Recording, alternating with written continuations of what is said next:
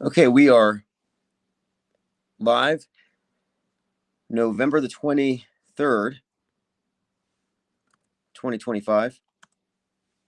And if you're on the YouTube channel at infiniteplane.live, just raise a flipper and I will hand you a blue wrench. We're in the process of bringing in more people into our Discord server. And this YouTube channel is our main form of outreach with the world stagers. Okay, we are apparently live. There we go. What's up, Kevin Mooring? I was out in the middle of nowhere live streaming from Substack, and my connection was too bad, and it kind of cut us off. But I'm trying to use Substack video more and more to kind of give us a preview of what we'll be talking about. But also, I noted that when you are uploading to Substack, it parses it into shorts. Going through your comments, interesting usernames here. See some new names. Maybe I'll read them. Joined by Let's Go, Michael Lito, Sprightly Sprite. Welcome to the raft. And then I'll just say DJ. I'll say DJ. I think I'll spare the listeners. Yeah, I was just out there by the river, by the on the other side of the train tracks, and the connection wasn't perfect.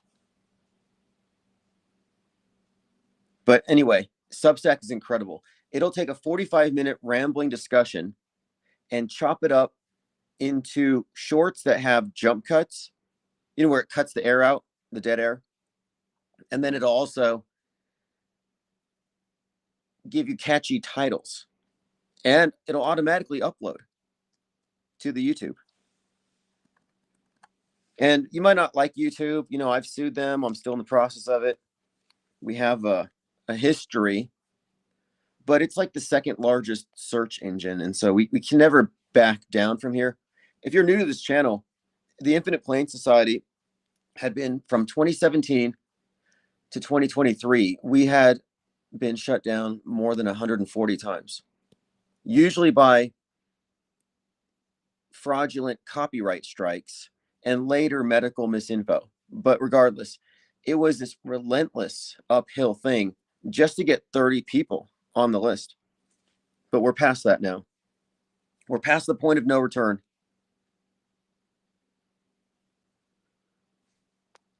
Joined by Lord Laney.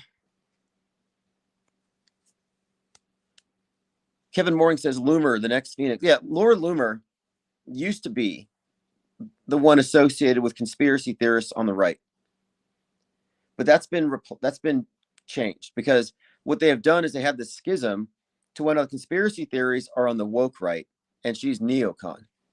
And the red pill community is actually a subset of woke right, which should alarm you if you really consider the implications, because you're being conscripted into fringe right-wing politics just by being a conspiracy theorist. What's up, Ty McCloskey? He says test. Yeah, you pass.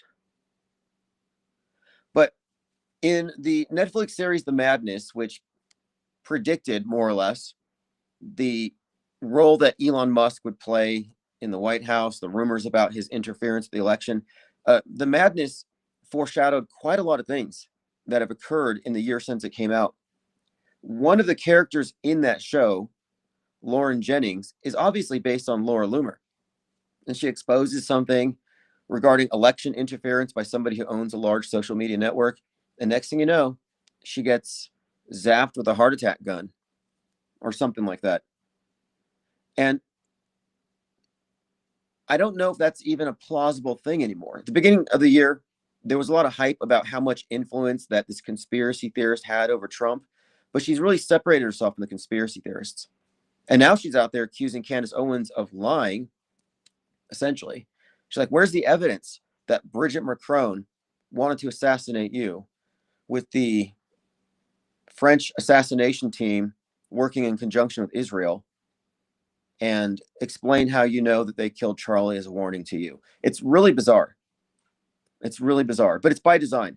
You can't make the mistake of thinking that these pundits in mass media, and you can't say she's alternative or she's fringe. She's the number one podcast in the world. So you can't make the mistake of thinking these are real people, like real people in the marketplace of ideas, just working in media. No, she got to start with Project Veritas. I mean, this is all just controlled opposition. And it all is. And everything she's saying is designed to outrage the normies. Because what they have done with media is they have this duopoly, mainstream and alt mainstream. But the two are triangulated against one another by, so in other words, the mainstream media is triangulating by designating this group good for believing the news and this group bad for having questions. And they need to really emphasize this distinction. They want the schism. It's perfectly split down the middle. There's a chasm. It's not something that can be reconciled. It's two separate boxes. And the way they maintain the division is by having provocateurs such as Candace Owens or Nick Fuentes putting out ideas that necessitate this split, this quarantining, mutual quarantining. I think they're WTC 7ing MAGA. I think MAGA's on the way out. I think it served its purpose. And whatever happened to all these passionate QAnon people talking about saving the children and working for JFK, who was going to come back and defeat the deep state? I didn't hear any Q people celebrating JFK's death day like they normally do. You know, the Q people would go to Dallas, Texas, and sit on the grassy knoll waiting for JFK to come back, thinking that he's going to show up in a Ford Lincoln at 120 years old. But where are all these Q people who totally fell into it, coming out and saying, I was wrong from 2020 to, no, maybe even earlier, from 2017 to 2021, I had lost my mind, but I have it back. I fell into a cult, this syncretic blend of Christianity and politics. I fell into a cult and I was brainwashed. But you never hear these people coming out and saying, man, I was wrong about all that crap. I do it all the time. I used to believe in all the mainstream news. Unmitigated Mind says, brilliant to associate the French with cowardice for the last 80 years when they're actually vampire ninja assassins. Who knew? Right. Candace Owens has suggested that the French government runs this assassination bureau or something that takes out their enemies, and they want to get rid of Candace because she claims that the president of France is married to his uncle, who's pretending to be Bridget Macron. And that is such a devastating piece of information that they're suing Candace Owens, and I guess she's a threat to national security, so they're going to take her out. It's an act of war for the French government to put a hit on someone like that. Her evidence is anonymous email tips. But if you look at what she has done from the beginning, and I wrote this article about it, Candace Owens, the Pied Piper of Trutherville, I noticed that when she left Daily Wire, it was because of this point of contention regarding Israel and Ben Shapiro. Similar to Tucker Carlson leaving Fox, where you have these pundits leaving the big media organizations so they can act like they're street, like they got street cred. Oh, I'm one of the people. I'm not an elitist, right? Because we have so much in common with people who are raised by CIA or married to people with hundreds of millions of dollars. I mean, it's kind of, at this point, it's so farcical.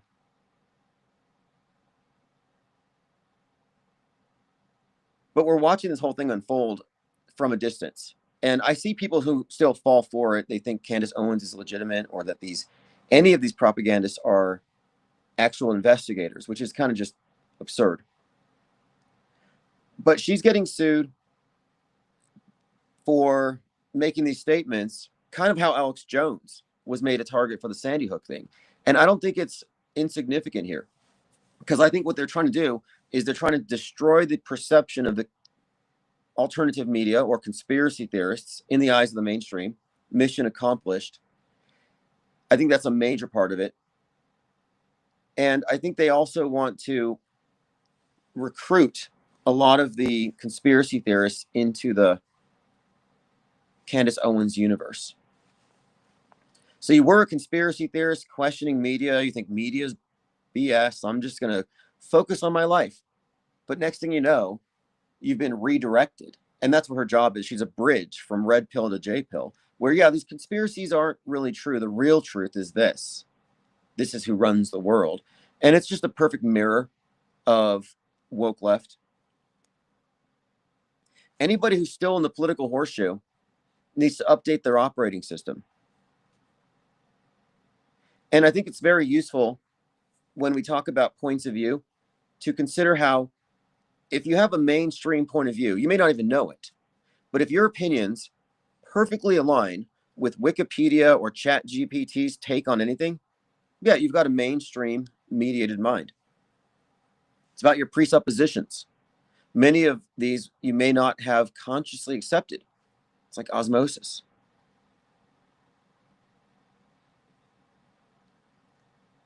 And by the way, I was talking about yesterday how what we're looking at here, and this is another part of why Candace is number one, is you have predictive programming, sometimes going back decades, for significant historic events.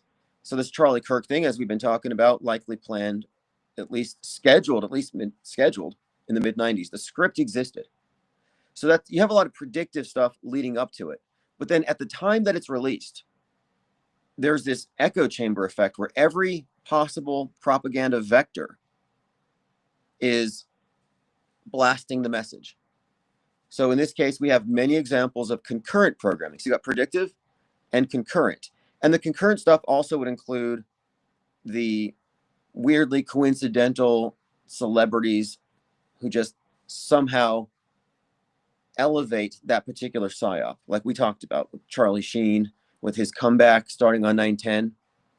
And again, America Comeback Tour 9/10. So you have this thing with Charlie Sheen on Joe Rogan, which seems like, what does that have to do with anything? Well, it's the number one podcast in the world, and they're talking about the JFK assassination and Lee Harvey Oswald, and how the government created the term conspiracy theorist to attack the people who don't believe the news. And then Charlie recounts this anecdote about getting sniped by a projectile in a theater. And Joe Rogan complimented the good shot. And then they say, oh, by the way, Charlie Kirk just got shot.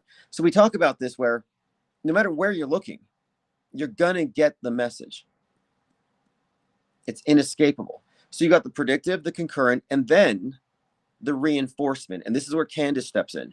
So Candace Owens has been dominating on X, the podcast sphere, and her entire premise here is that somebody other than Tyler Robinson killed Charlie.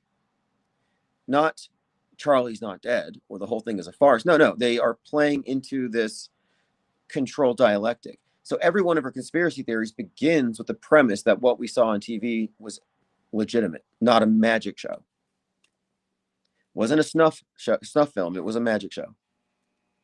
But regardless, what she is doing now is what I'd consider reinforcement programming.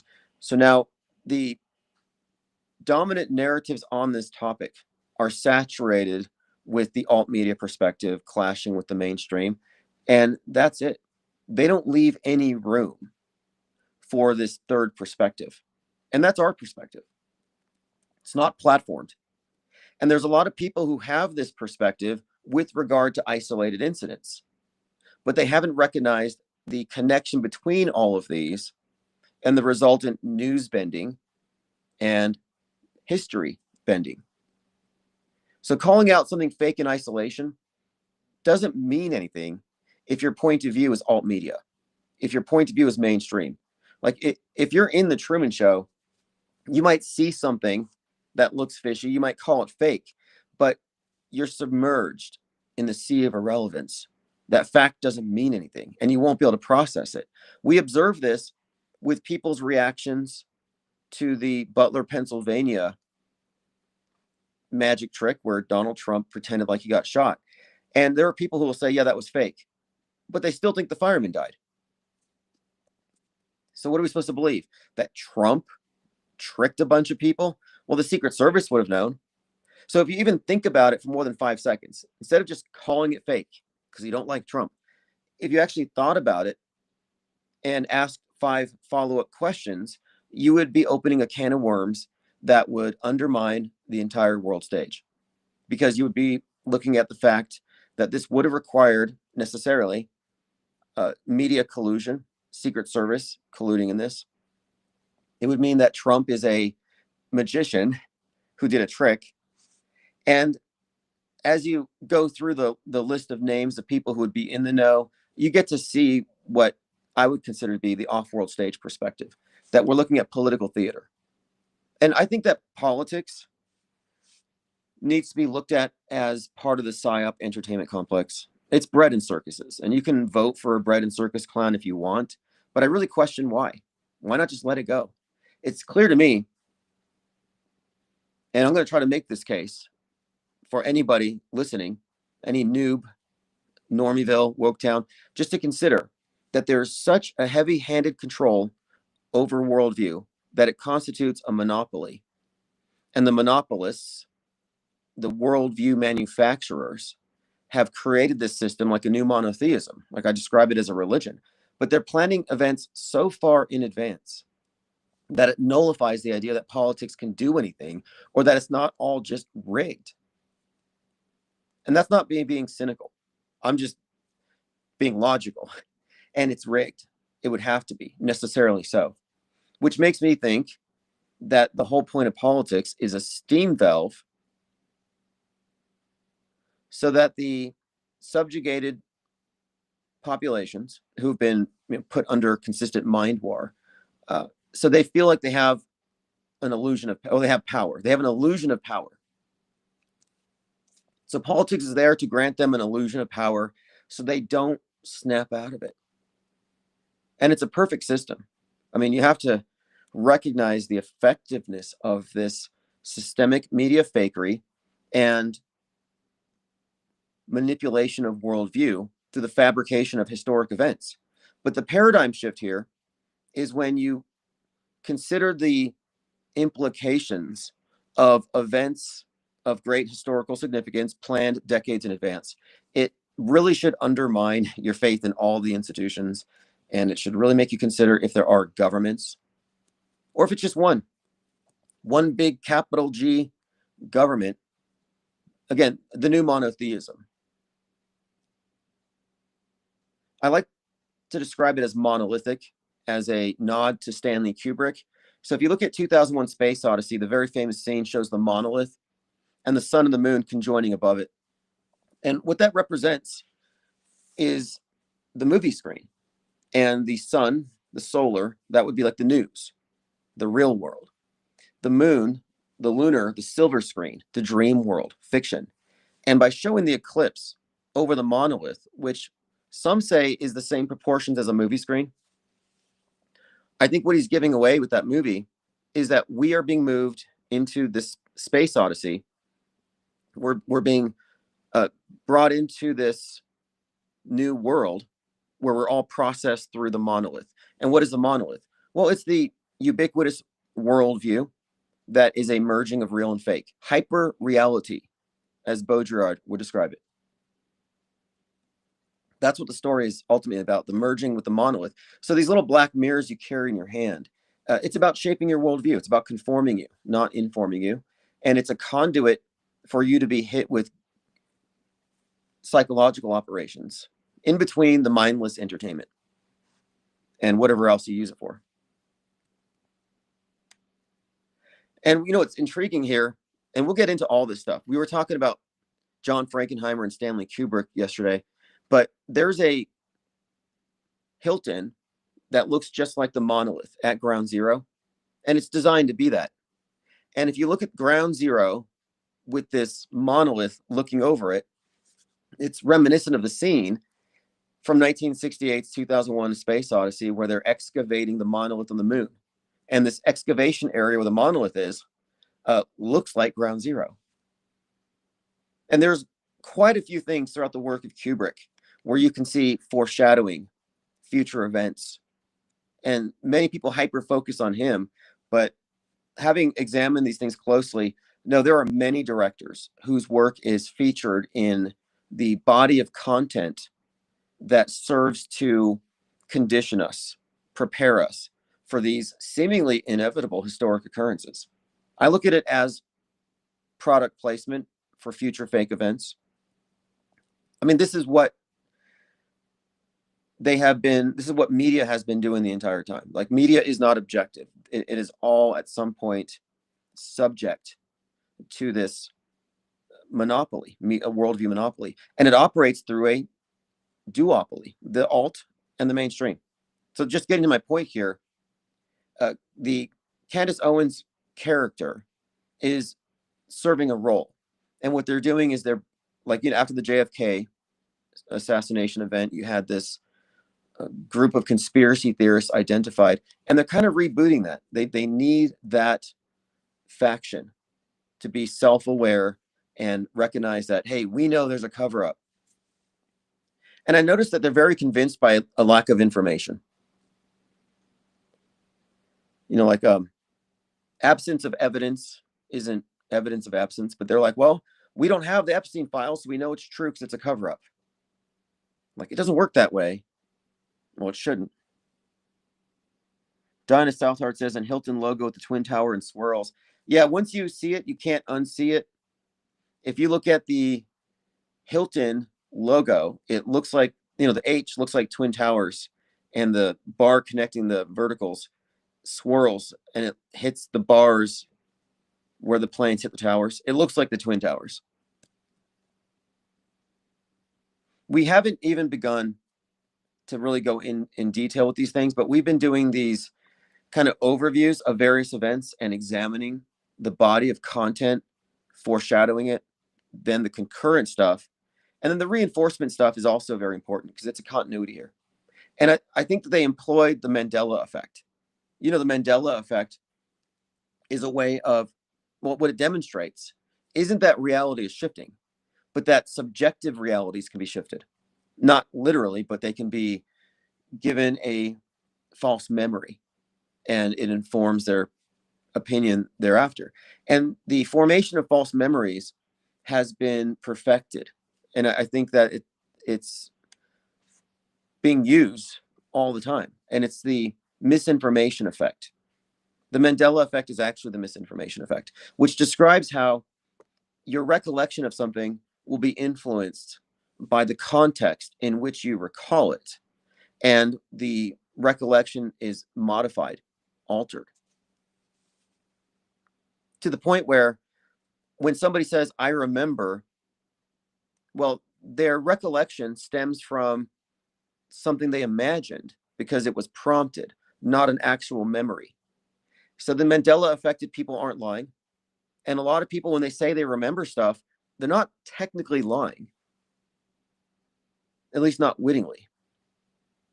They've been messed with. It's the misinformation effect. So I think the reinforcement stuff is meant to create this saturated environment to just make sure that anytime it's brought up in their context. Unmitigated Mind says, Candace must become a hermit to survive, though she would have to be careful of door dashers. How heavily infiltrated the French intelligence they are. Big problem. Deport all door dashers, I say. Well, she's had a few foot bullets in the last few days. Somebody trolled her, and they sent her a message about these Egyptian planes, sent her down some rabbit trail. She's been making a lot of errors. She's been described as apopheniac, as crazy. And again, after the JFK thing, the conspiracy theorists had a point, did they not? Of course they did, because they were given alternative narratives. This is not organic, is what I'm saying. That Candace Owens is leading people down well-paved rabbit trails. But post JFK, they introduced the tinfoil hat. And that's why she's here. I think her role here is to make sure that everybody who questions the official narrative over CK can be branded as tinfoil hatters.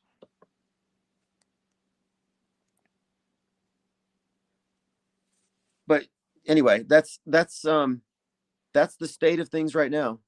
The majority of people in Trutherville think she's a legitimate source, and they don't have any other frame of reference. But our objective here is to reach only those who are looking outside of the box, not the people who are going to defend the box. Because we constantly see this, and we debate people for the purpose not of changing their minds, but of showing where they are being guardrailed. And one of the things that holds people in this collective Truman Show is what I call the bloody guardrail. The assumption that people die in psyops.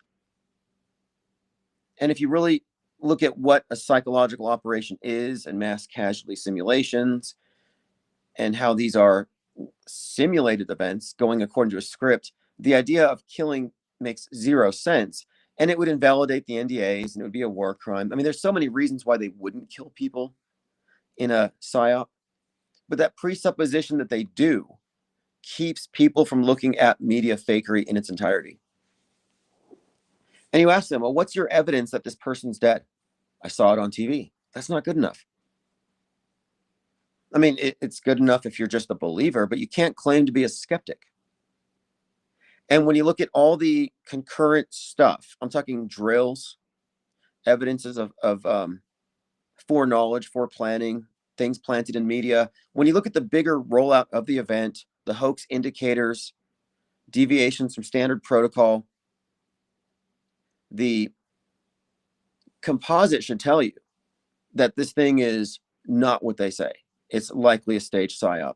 And that should lead you in a completely different direction. You say, this person's not dead. Well, then what? But the assumption that they're dead is sort of it's a guardrail. It's a thought blocker. And then you're bad for questioning it. But it's safe to say that the CK event was planned nearly 30 years ago, that Erica Kirk and Charlie Kirk didn't have any children. That's a fake family because they're actors playing roles.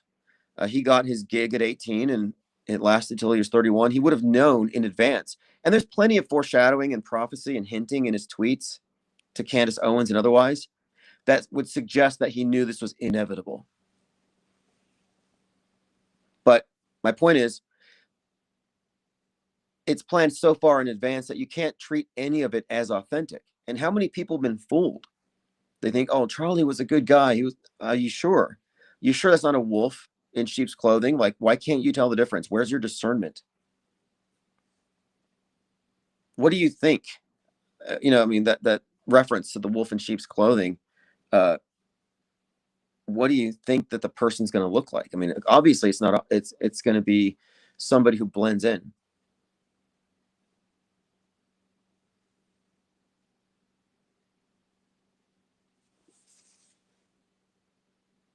Nicholas Ashpit says, Tim, do you have an opinion of the two separate pieces of supposed drone footage from MH370? I do not, but I'll look into it. I didn't know, but I will definitely take a look.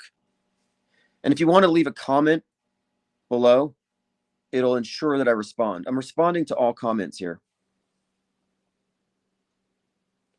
So now, anyway, to add on to this, if Charlie Kirk and Erica Kirk's marriage was a farce, an act, a TV show for all intents and purposes, and the children aren't real, or they're rented, or they're animatronics, whatever it is, well, what does it say about Candace?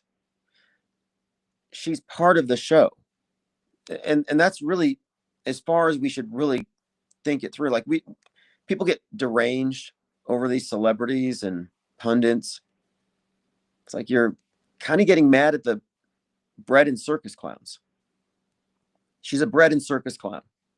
It's a good gig if you don't have a conscience.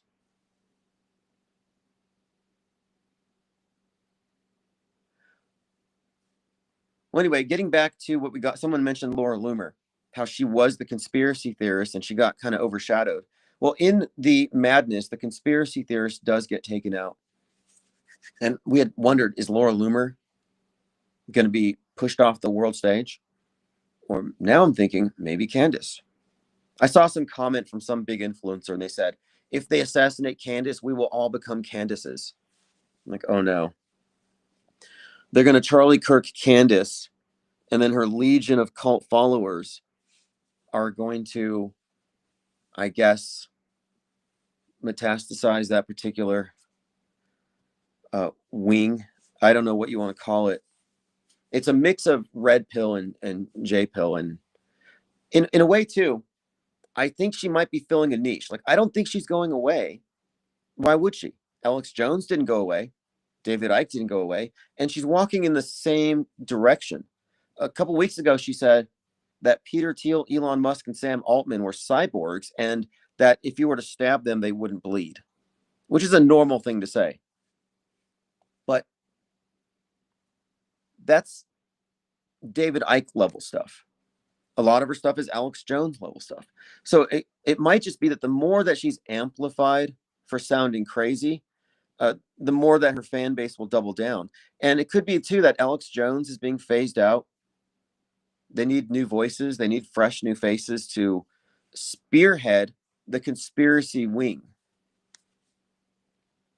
That's why I called her the Pied Piper of Truthville.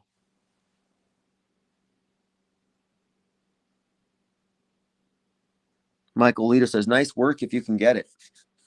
Yeah, absolutely.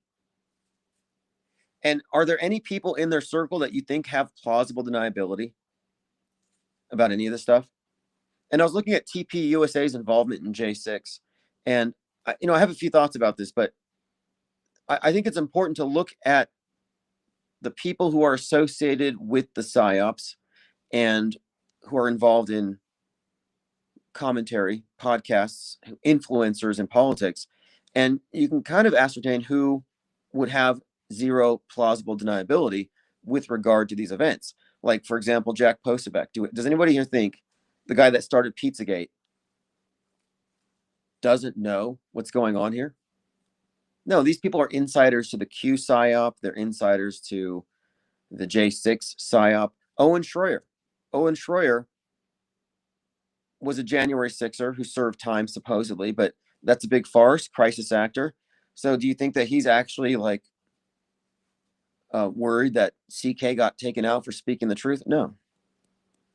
And he wasn't even speaking any sort of truth in that sense. He wasn't speaking truth to power. The whole thing is such a ridiculous farce. And I think it's also worth noting that nobody knew who Charlie Kirk was until he was on South Park. I mean, if you were in politics, if you were listening to these things, and I did, I admit it, I listened to far left and far right because I studied these things. And so I was very well aware of Turning Point USA. And I often talk about when I first came across it, I was like, this has got to be the platform for the Turner Diaries. And the Turner Diaries is the white Christian nationalist revolution that kicks off after their leader is martyred. Sound familiar? They called that the turning point. So I've been looking at this thing through that lens for a long time, that this turning point ties Waco into the situation. And again, Trump kicks off his campaign in Waco. Very significant. Also notable, Netflix released Waco American Apocalypse like the evening before. Another example of concurrent programming.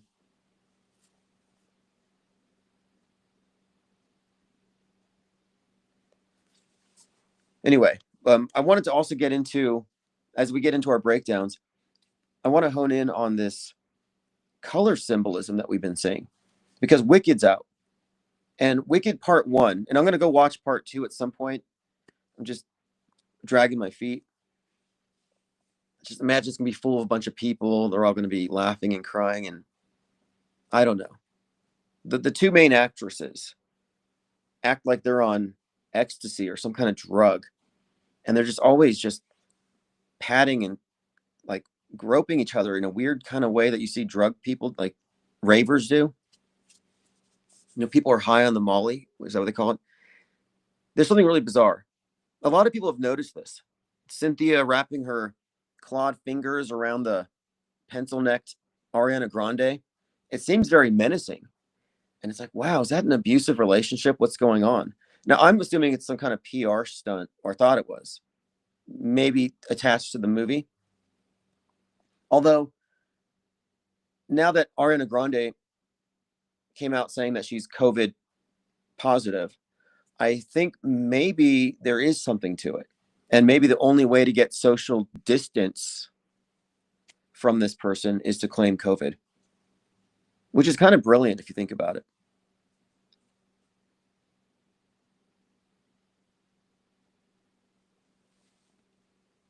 All right, what's up, Plain Decoded? Wake Soto, thanks for joining. Again, if you want a Blue Wrench, just comment and I will hand these out.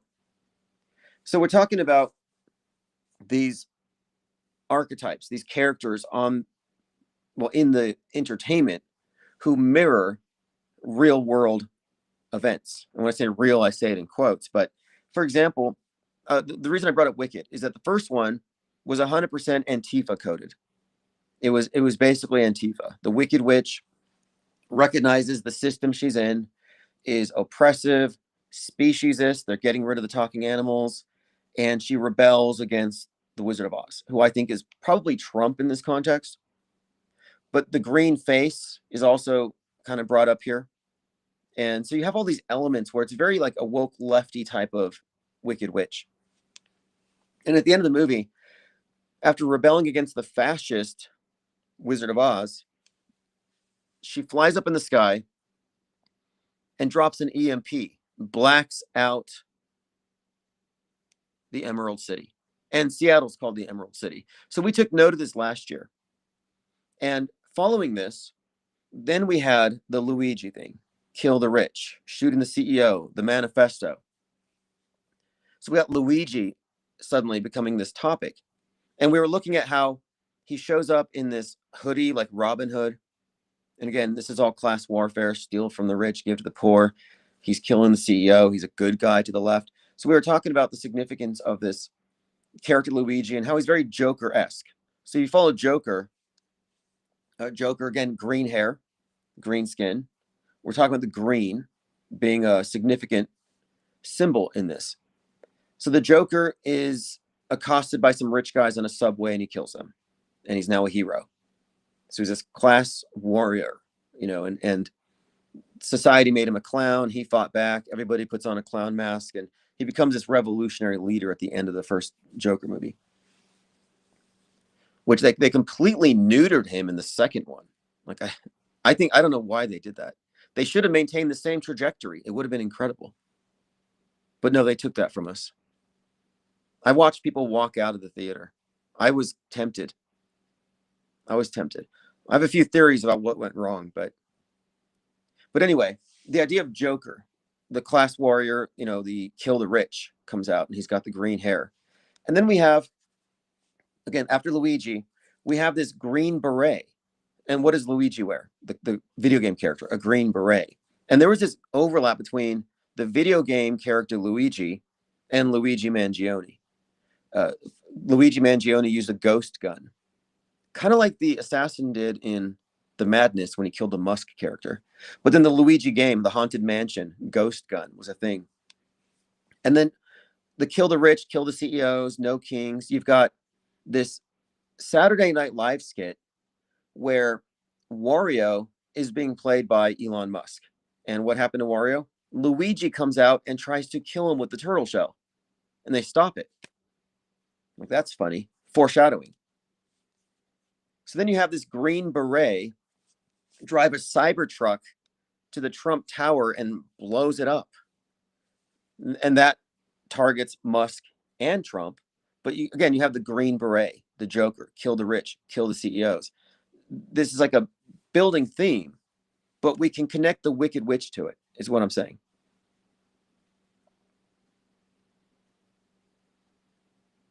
And I want to go through and parse these various examples and show how there's this concerted messaging here, if you read between the lines. And when I saw the trailer for Mickey 17, I said, that looks like Luigi. The trailer has a guy with a raincoat on, and he's the one who shoots the Trump character. And the bullet grazes his cheek, and he poses for the cameras with his cheek bleeding. I'm like, that's fascinating, considering the movie was already recorded like in 2022. And the director insists that Mark Ruffalo's character is not based on Trump, but they think we're idiots. Obviously, it's Trump.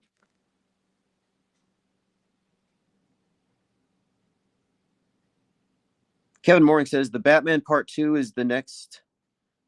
Oh, is there? What is? I saw the trailer for it, or I saw the advertisement.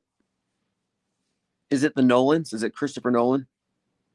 Jamarin May says it is funny how the DC mayor during J6 was named Bowser. Such a Mario-infested reality. Right. Well, Bowser is that King Koopa? Trump is the basis for King Koopa in the Super Mario Brothers movie, played by Dennis Hopper. And he actually melts the Twin Towers, vaporizes them. Classic vintage predictive programming. But yet another example of a Trump representation in entertainment associated with 9/11 before it happened. Same with Biff Tannen. Same with, I mean, there's a pattern here that we've picked up on. As we analyze these world stage characters, we are looking at their entertainment counterparts and looking at common denominators. And for the most part, the Trump characters that we see in movies portray him as he is now, the Biff Tannen phase. Not the real estate magnate, not this guy who just made all these cameos everywhere, but as the Trump that he is right now. But they either have, it's actually both or one or the other.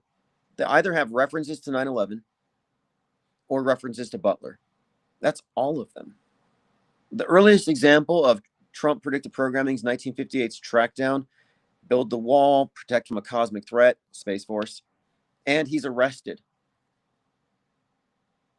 I mean, that's nearly 60 years. That's more than 60 years after the movie he gets arrested.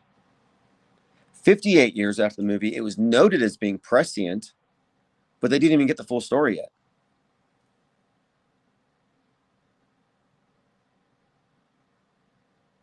Unmitigated Mind says communists are training purebred dogs to eat the rich, or so I hear. Operation Puppy Love. The thing is, if that was said by Jack Posobiec, people would believe it. I mean, this is what was so annoying during the run-up to the election, is that they're sharing these stories like Haitians are in Springfield, Illinois, and they're eating dogs. And they show a video of somebody barbecuing a chicken, and they don't ever correct themselves. Nicholas Pitt says the manifesto of the Cybertruck Trump Tower bombers coming up again. The Department of War classified it. He wanted the world to know that we in China have Gravik propulsion systems. FBI is verified. Yeah, I have a hard time with these people who blow themselves up to make points. It's like, why can't you just go on a speaking tour? Ever heard of TED Talks? But yeah, I saw that. He had some manifesto and it's UFO stuff. And the UFO people are, right now, they're all abuzz about Atlas 3I. Kevin Mooring says several terrorism-related movies are slated for 2026. Yeah, it seems like that was foreshadowed by the Dick Cheney death on 11/3. Again, the day the One World Trade Tower opened. And the subsequent election of a Islamic terrorist mayor, according to the right. And then a follow-up of all kinds of 9/11-y like things, like the white powder at the Air Force Base, or the 5 firemen getting hit by a bomb in the Bronx. They were injured. And then you had the FAA grounding thousands of flights. So after Dick Cheney died at the beginning of this month, it was like we were reliving a lot of 9/11 for a few days. Even Rudy Giuliani and others were posting 9/11 imagery following the election of this mayor. So anyway, I saw that and I thought, what is the point of this psyop? Which, by the way, the Kentucky UPS plane crash, my tweet about it has more than 500,000 hits, where I said it was significant because it was UPS flight 2976, the number of 9/11 dead. It was coded for 9/11. They said it went 175 feet up, flight 175, hit a building. We talked about this in detail, connecting it to 9/11, connecting it to Dick Cheney's death. And then later, the mayor gets elected and the 9/11 stuff just gets mainstreamed. So we were already connecting that it had some 9/11 connotations before 9/11 was just saturating the media landscape. So what is the point of it?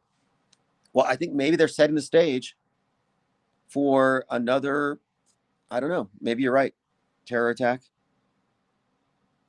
I mean, they've been, for some time, preparing us for domestic violent extremism, white Al-Qaeda, vanilla ISIS. They've been preparing us for that. I don't know if they're going to swing back to radical Islam. I don't know if they will actually do that.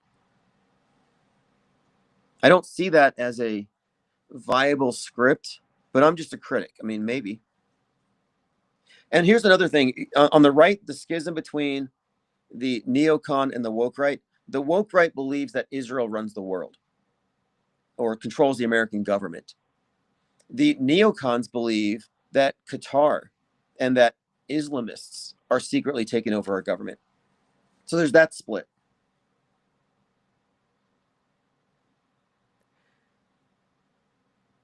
Kevin Morgan says, plane still falling, leave the world behind.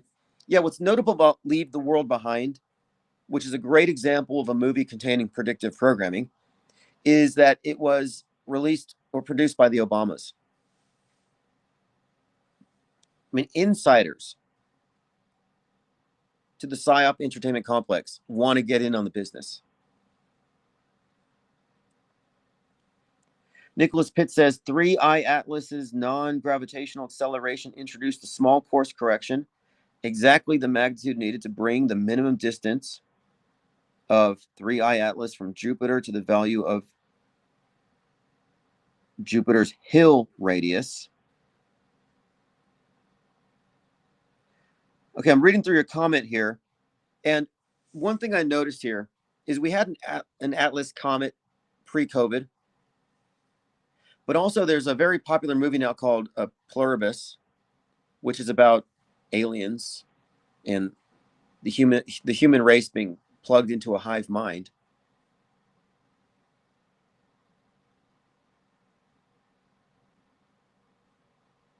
Somebody wanted to jump into Discord and chat. I'm getting into Discord right now. I have to log in, so it's going to be just a moment. I have to use a authenticator app to log into Discord, so hopefully it doesn't kill the live stream. So give me 1 second.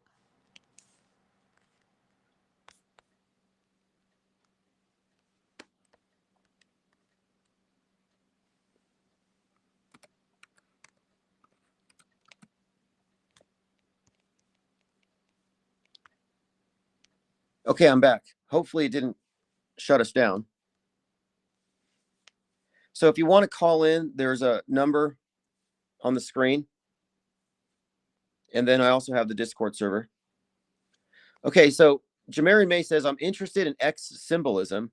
Disease X, Twitter's now X, Planet X, Xbox, the list goes on. X is a code that ties to Anunnaki like 33, synonymous with Freemasonry. Yeah, the X as a symbol throughout Elon Musk, SpaceX. We've been talking about that for some time. What is the significance of him taking over Twitter and calling it X? And the WHO had coined the title for the next big one, the next big disease, as disease X, like this hypothetical.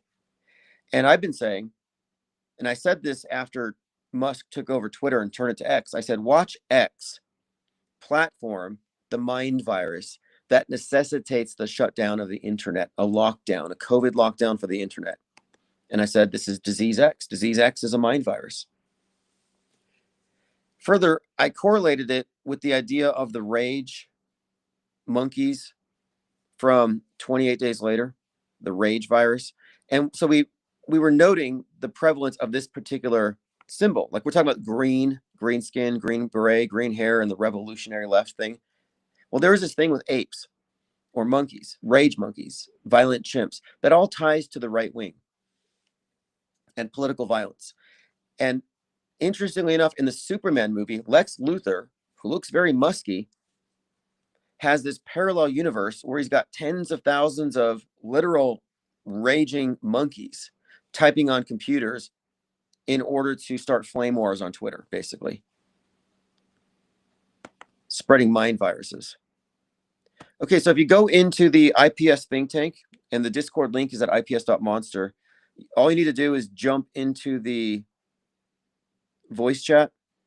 And if I see you in there, I will let you on if you have something to say. And we didn't really establish any rules regarding phone calls. And so I didn't enforce any, but we are going to limit the calls. You know, if the call is something that's going to take 30 minutes to an hour, it needs to be a podcast. It'll get more traction that way anyhow, but it needs to be a focused podcast on that topic. I'm going to, try to leave the phones open for as many points of view as we can. But we did have an interesting conversation regarding religious faith. And it's because I'm not trying to be dismissive of religion, but I classify it and entertainment as just wings of government. I don't think there's anything spiritual about it. In fact, I think they're anti-spiritual, and I think they get you to externalize a lot of spiritual, what you'd consider to be spiritual or psychic integration. I think it's externalized for the purposes of keeping us in the mold that is designed to operate within their world stage false model. They don't want you to break that. But yeah, keep looking into the X thing. We'll do a breakdown on X. I think there is some other stuff with X you could get into, 24, 42, and there's some code in there. And it all starts with, well, it doesn't start with, but this is one of the sources, is Hitchhiker's Guide to the Galaxy. We've got deep thought in the center of the universe, this computer that tells us the meaning of life in the universe and all this. Deep thought. Again, we're looking at DT, the letters 420. You'll see that there's a lot of 42s encoded into SpaceX, and they make it seem like it's some kind of science fiction reference. No, that's not exactly true. Ask Jeff Bezos why he spent $42 million on a clock in the Devil Mountains or Sierra Diablos. Well, he put this $42 million clock in the mountain, I would say, because the clock, Kronos, Saturn, is the god that they are venerating. The design authority, the meta scriptors, they are the Saturnian presence here. If you were to just put it into symbolic terms, archetypes, and you see these archetypes in the movies. The strangers in Dark City, the design authority in Megalopolis. We're looking at these like Men in Black. The behind-the-scenes manipulators that are used to establish control over time and space. And if you haven't seen Megalopolis, it's worth watching. I know it's cluttered, it's overflowing, it's almost incoherent. But if you watch it knowing that it's all propaganda, it's very revealing. In fact, it begins with this trailer. The trailer came out about this old Russian satellite crashing into New York, creating this 9/11-like situation. And as the movie hit the various, this is before it was released to the mainstream audiences, but it was going through these film festivals, there was this old Russian satellite that had blown up, and the people in the ISS had to duck and cover. But there's been this fascinating connection here with that movie as far as explaining how history is faked. I think that's the real subtext of the movie. The main character, Adam Driver, looks like Neo from The Matrix. Not a coincidence. There's a lot of references to The Matrix and to Dark City. baked into the movie. The Dark City being the strangers, but in Megalopolis, they're called the Design Authority.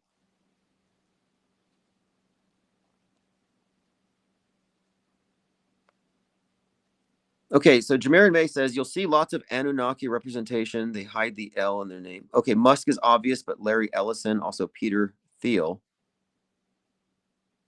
Now, doesn't Peter Thiel anagrammatically convert into the reptile?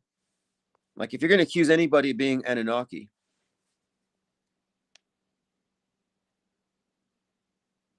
All right, so I'm in the waiting room. If you wanted to call in. Yeah, L is also Saturn, the EL. And again, you get into the symbolism, it's actually quite intriguing. We will get into it because, we're looking at the stories that become our history, that are grafted onto the real world and then become this hyper reality. Again, Baudrillard, the merging of real and fake. So we're looking at this quite a bit from, the political ramifications of these various fake events, these psyops. But there's a whole other element here that is undeniable and it is present, and it's the occultic stuff. Like, what is with that? And I have a couple of theories about it because I've noted so many movies are retelling biblical myths. The Bible is a huge source for a lot of big movies, Old Testament, New Testament, where they're brought up in a new context and it's not explicit. Like, if you watched Wall-E, if nobody pointed it out, you might not notice it's all based on Noah's Ark, but framed as climate change, a space ark, and the bird that brings the olive branch is a little white robot that finds the plant on Earth and brings it up to the ship. And it also ties into this agrarian communist revolution because capitalism destroyed the world. But the point of it is, I look at this thinking, why are they reintroducing Old Testament mythology in a Pixar film and not being upfront about it? What is the point here? Are they just bored, or uncreative? They don't have any ideas. What caused them to reach for that? And now I think it's because mainstream media is the one world religion, and they have to syncretically blend all the myths, all the archetypes, and project them into the dominant paradigm. That's why you have so many of these superheroes who perfectly align with the sun god motif, the dying, resurrecting sun god, the saviors. Neo, a savior, Superman, the savior. They present us these saviors, like, okay, Neo in particular, he's the one. He dies for 72 seconds, then Trinity kisses him and he resurrects, 72 hours. There's quite a lot around Neo that you could connect with Christ or similar myths, Osiris. But what's the point? Again, the point of it is, I think, that they are amalgamating all the various mythologies and worldviews. It's a consolidation of power. I think it's that simple. And I was thinking about this after examining a very particular deity created by the government, a state-created entity called Serapis, who was consciously designed as a god to unify various regions by combining their gods. So he's a composite deity, a little bit of Zeus, a little bit of Osiris. You got some wine god Dionysus features, and the myths attached to him are just borrowed and they're assembled together to unify. And if you look at what media has done, I call it the new monotheism because it has unified us monolithically in a worldview that we all just take for granted. It's the default reality that we all inhabit. And I think that they're definitely using religious iconography for the purposes of replacing the traditional religions. But it's very esoteric. I was looking at the fight between Darth Vader and Luke Skywalker in this context. A very famous scene. Their swords are crossing, you see the X, the cross. But what actually happens is Luke's sword hand is severed, and then he hangs from a cross in Cloud City. and it's like a sunset. You can tell that it's really orange skies. And then he's rescued and they reassemble him and they put his arm back on. But the point of it is, that's the myth of Osiris, who was killed by the ruler of the dark side, Set, whatever, Saturn, however you want to look at it. It's dark versus light. So the sun god dies symbolically at sunset. He's dismembered. Specifically, his manhood is removed. And they can't find it. That's why they put the obelisk on the grave. So the significance of Luke Skywalker's lightsaber being severed, it's a reference to that obelisk aspect of the myth. The hanging in the Cloud City and the cross, sunset. And again, Darth Vader, Luke Skywalker are really just reiterations of these older archetypes. And then you look at Darth Vader in particular, and you'll note that inside of his ship, there's a lot of like hexagons, very much associated with Saturn. And then the Death Star looks exactly like Saturn's moon, Mimas. Like, it's a Disney universe. I mean, it's like they've managed to reintroduce so many old myths, but using science fiction. So it's a syncretic blend of traditional old world religions and then the new world religion of Nasatology. And that's what I consider. Like, if you accept the world as it's been presented, you're kind of a Nasatologist by default, if you had to put a name on it. All right, let me go ahead and open up the Discord. We'll see how good the audio is. Any of you in Discord want to say hello?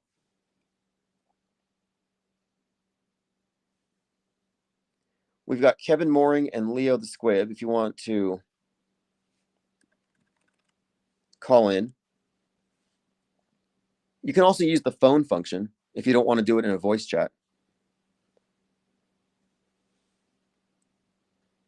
Michael Lita says, Tim, how come some truthers talk about certain things but not about one of them? For example, they'll discuss 9/11 and the moon landing, but won't discuss January 6th. Yeah, good point there. I'm glad you raised this.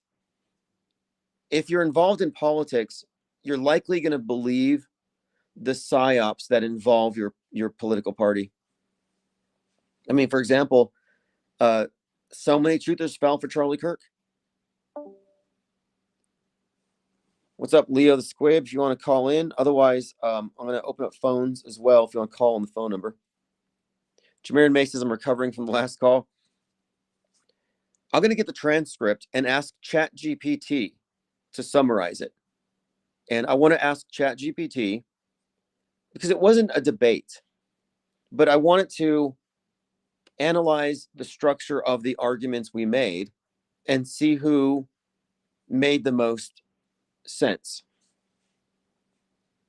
And the reason why is that one of the things that we have done with Off-World Stage is we have separated ourselves from the mainstream point of view, the ChatGPT point of view, the Wikipedia point of view. We moved away from that because they have a set of presuppositions. Their worldview is built on lies. We're not the same. And one of the fundamental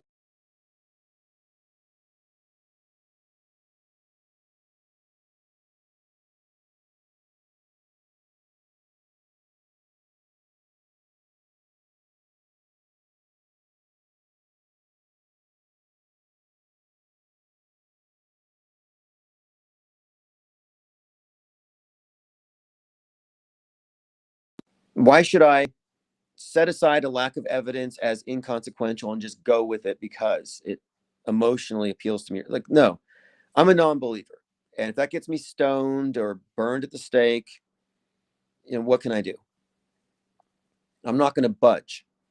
And so I think the principal point of disagreement wasn't about the caller's particular version of the Christian faith, but I think it was more about the fact that he's a person of faith. That is,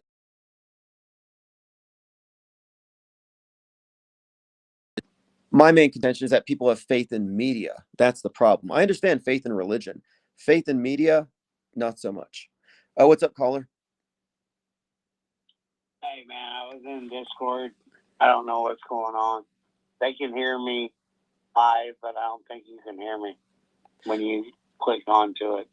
Okay, some kind of technical glitch. I'll have to deal with that later. But I just want to bring up tomorrow is the anniversary or hoax anniversary of Lee Harvey Oswald being shot by Jack Ruby. Oh, that's right. Jack Ruby. James Shelby Downard suggested that there was a Wizard of Oz. Now, this is interesting. He described in King Kill 33 a Wizard of Oz subtext to the JFK assassination. And he described how Jack Ruby taking out Oswald was a reference to the Ruby Slippers defeating the Wizard of Oz. And it's also the anniversary of D.B. Cooper.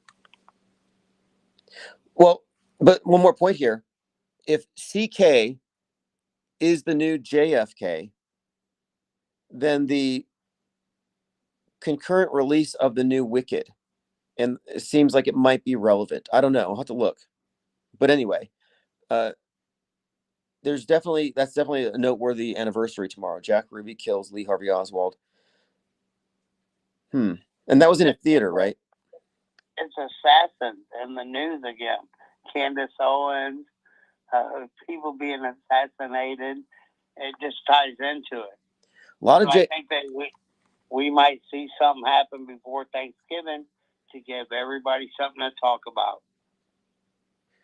Yeah, you're right. We don't really have a current thing right now to focus on. And yesterday, one of the granddaughters of JFK came out to announce that she's going to die of leukemia. And I was like, wow, what a sad thing to have to announce. But she did it on the anniversary of JFK's death. So the name Kennedy in the news, that is something we have noted, that JFK has been blasted into the media ecosystem ever since Q really hyped it up. But since the CK assassination, there's been all this JFK stuff that's just been floating around.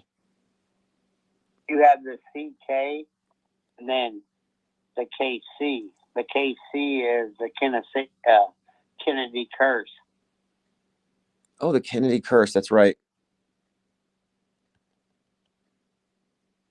Well, so you're suggesting that we might have something to discuss over Thanksgiving dinner and split families up, some kind of psyop. Yes, it's definitely. We could see something big. I mean, they keep beating the war drums and all that, but no, we could see something else.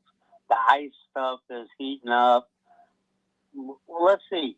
Let's see if there's something that goes down before we go into the holiday. Because to me, it seems like it. You know what I mean? It only makes sense if you're writing a movie and you'd want to make that script really good. Yeah, there may be. I wouldn't be shocked because there isn't really anything to talk about right now. People are tired of Erica Kirk's leather pants. CK's played out. Candace Owens has already established that she's jumping the shark relentlessly. It's never going to stop. I think people are sick of that. So what is the main focal point now? Epstein files? I mean, who cares? Like the files, that's what's funny. It's like the JFK files. They're never coming out. Now, when Trump emerged in politics, it was with the Tea Party, and he came out saying that I will take this cause up for you. I will expose that Barack Obama is a Kenyan, and I will release the 9/11 files and the JFK files. Like, he's always been dangling these releases out. The truth about 9/11, the truth about JFK, and the truth about Epstein. Well, what do you think the truth is for all of these things? It's just fodder for the blame Israel crowd, because all the conspiracies blame Israel, and all the mainstream stuff blames whiteness, the West, systemic oppression. Like, this is a formulaic program that we're looking at, and nothing's new here. Tucker's in play too. You know what I mean? Like, they put him out there. He could be the next Charlie Kirk. That's all I'm saying. Well, Tucker Carlson and Candace Owens are both promoting the idea of literal demons like physical demons. They believe in demons. Tucker was attacked by one, and his bed was covered in blood, although we don't have pictures. And Candace Owens claims that Elon Musk, Sam Altman, and Peter Thiel sacrificed children to feed demons in order for them to become AI. So Grok is basically a demon. Don't forget, Candace saw Charlie's ghost in a dream. Yeah. You can't forget that. That's why she's never going to say he was squibbed, because she's already committed, because he came to her in a dream and said, I am here to tell you that everybody betrayed me. MTG stepped down. I guess that's noteworthy, but I don't know if anybody was really following her anyway. She's always just been a paranoid opportunist. By paranoid, it's all fake. It's cry bully behavior. You say So do some. you think that MTG will hook up like for a running partner if she, who's her counterpart to JD and Erica? I don't know. I don't know. I mean, I could see her getting into it just for the grift of it, but I don't think she's viable or very serious. I mean, really, she was pandering to the QAnon crowd, and that kind of went away. And right now, I don't know. She doesn't really have a anything to offer that's new. She's claims she gets swatted. So there's this persecution thing that I get tired of. All these people claiming they're getting swatted to get attention. That's a psyop, by the way. Well, you got to think of it this way: you had the WWE theater shit going on, so you have a really hot blonde, some say, and then you have a muscular blonde. And who's going to win when they battle each other? That's what I'm seeing going down with this. Well, Candace has really opposed Erica by insinuating that Erica killed Charlie. I don't know if MTG's really opined on this, but we'll see. Ribo Nation asks if Tucker is still employed by Fox. Look, I think that Tucker may as well still work for Fox. And I think Candace still works for Ben Shapiro. Like, these are really these positions that they're in are essentially gatekeeping operations. Like, they're not working for anybody but the PSYOP entertainment complex. It's all just theater. And Tucker Carlson is not whatsoever um, one of the people. He's not he pretends to be a populist. He's a fake populist.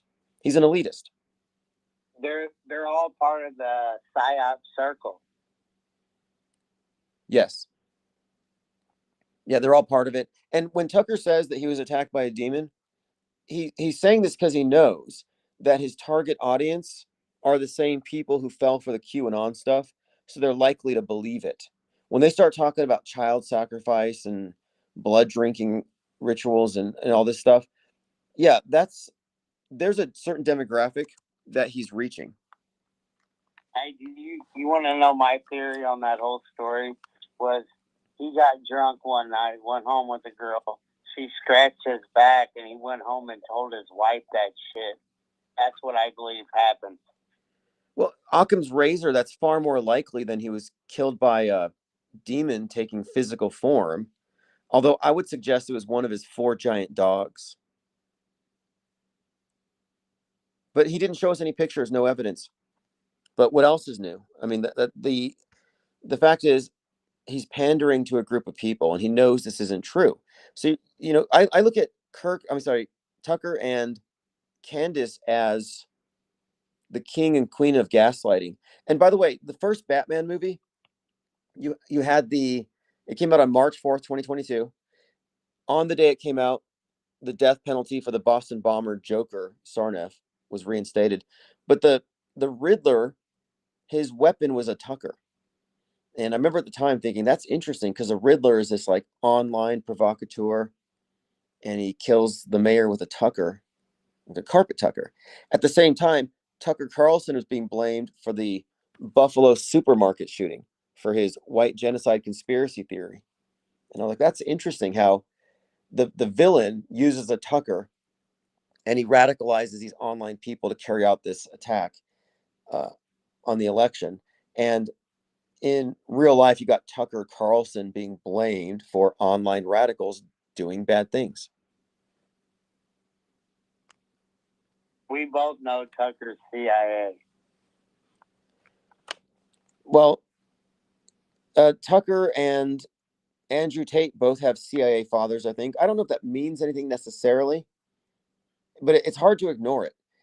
But these entities, these agencies, FBI, CIA, whatever, for the most part, they're just props. I mean, if we look at the PSYOP entertainment complex, it transcends all of these things. These are all fronts for that.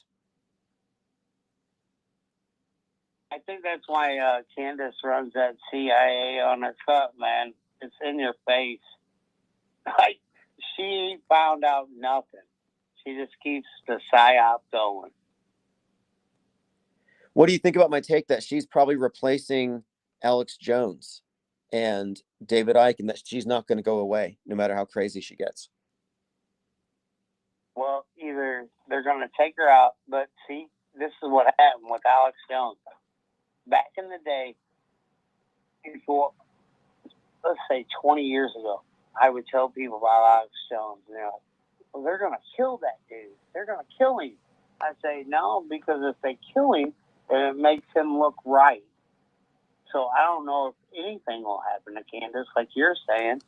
She's being propped up to be the next radical AM talk show, but she's already taken over the podcast world. Yes. You know what I mean? We can't make the assumption that because she sounds crazy to Normiville, she's going to disappear, because we have this massive bifurcated echo chamber, and she's the dominant voice on the alt side because of the CK thing. And I don't think that she's going to disappear no matter how insane her ramblings get, because she's definitely in that niche. Well, you got all the lurkers like Ian Carroll and all of them supporting her and buying into whatever she says and promoting it on X. Like, you can see it. Like, it is crazy. Well, that's what I'm talking about. Absolutely. And I get it if people have Candace fatigue, but the reason why we're looking at this is we're looking at the infrastructure, the architecture of media itself.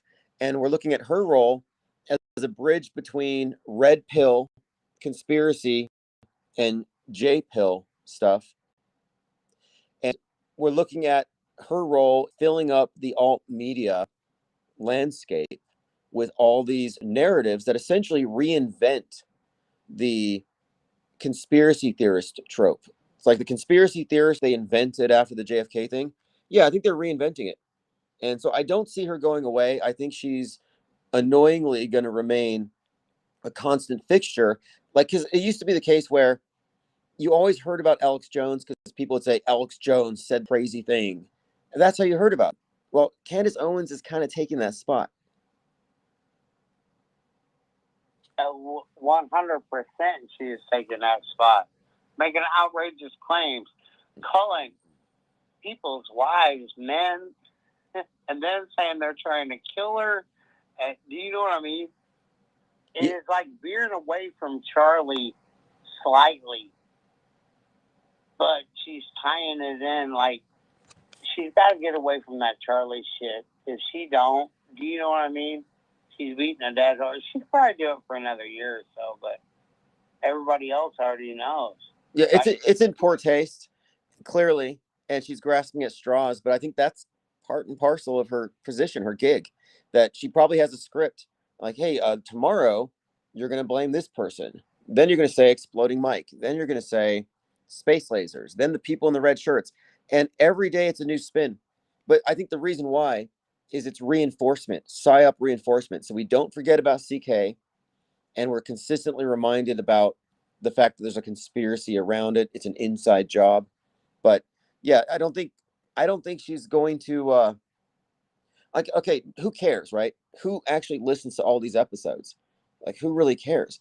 I don't think it matters. The reason she's number one is she's propped up. I don't think it's organic. I don't think it reflects consumer desires to hear the stuff. I think it's being put up there for the reaction that it's getting. 100%, dude. 100%. Because why didn't she come out and wonder, what happened to Thomas Crooks? They just went on past that. Do you know what I mean? Like, we ain't gonna question that shit. You know what I'm saying? Yeah. Like, they'll question a 30-06 to Charlie Kirk's neck, but an AR-15 to Trump's ear, they don't want to talk about. Yeah, that's a glaring inconsistency. Good point.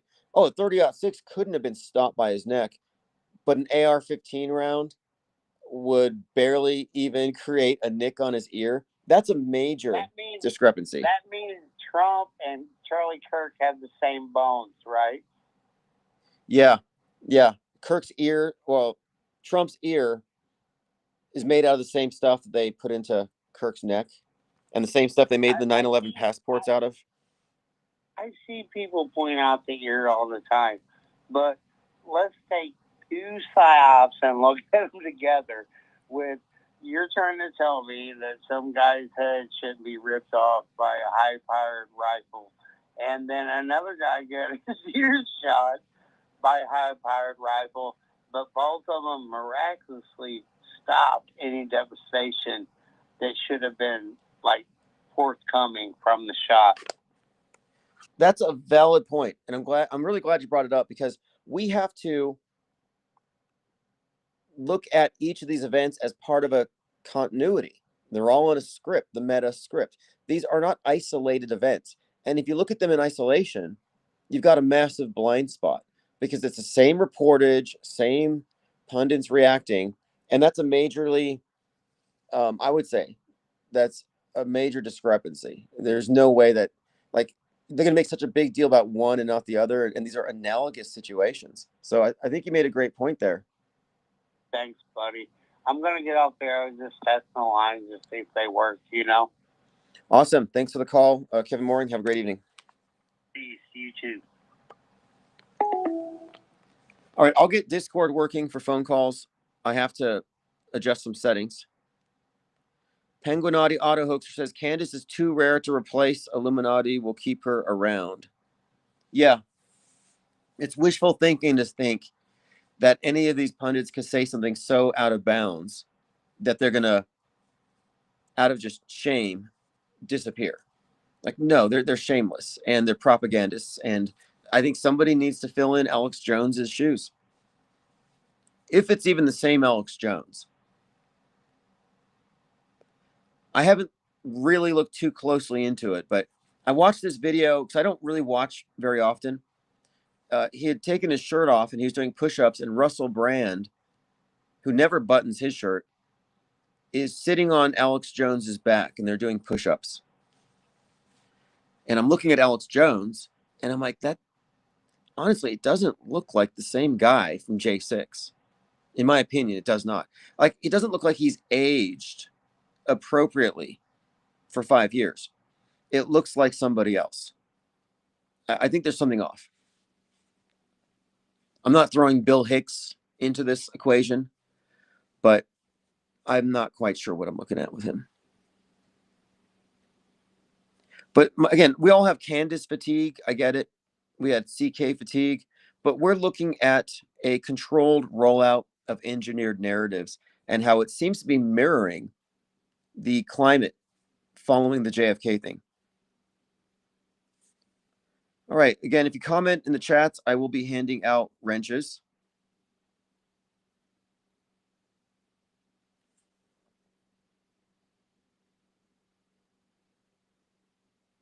Lost Age said JFK was the birth of conspiracy, I heard. Yeah, I'm trying to find out, because, I mean, this is what they were talking about on Joe Rogan with Charlie Sheen on 910, how the JFK assassination conspiracy theories resulted in the term conspiracy theorist, but that the term, and this is like lore, I don't even know if it's true, but the term conspiracy theorist was invented in order to brand the people who don't trust the mainstream as, kooky. Kevin Morgan says Jones has been replaced multiple times. Wouldn't shock me. Tomino, it says, new Stranger Things this week. Expect a concurrent event.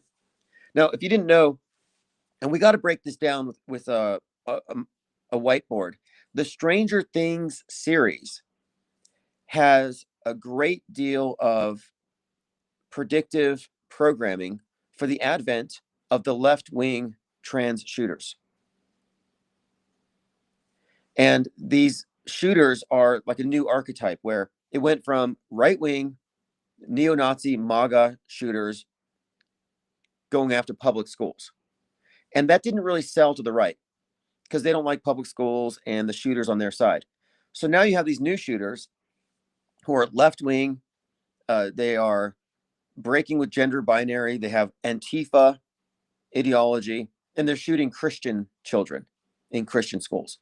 And that came along with the satanic panic element. So now, if you don't know about Stranger Things, it's set in the 80s during the satanic panic. And the main characters are all part of this thing called the Hellfire Club, like a role-playing game, Dungeons and Dragons.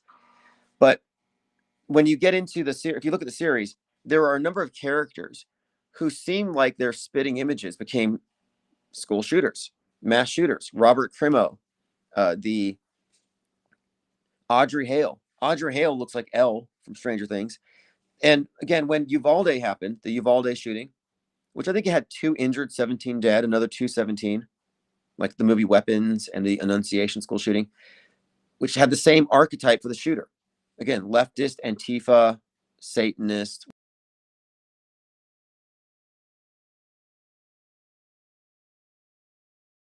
Do it for preparing us for the advent of the left-wing shooters. What's up, caller?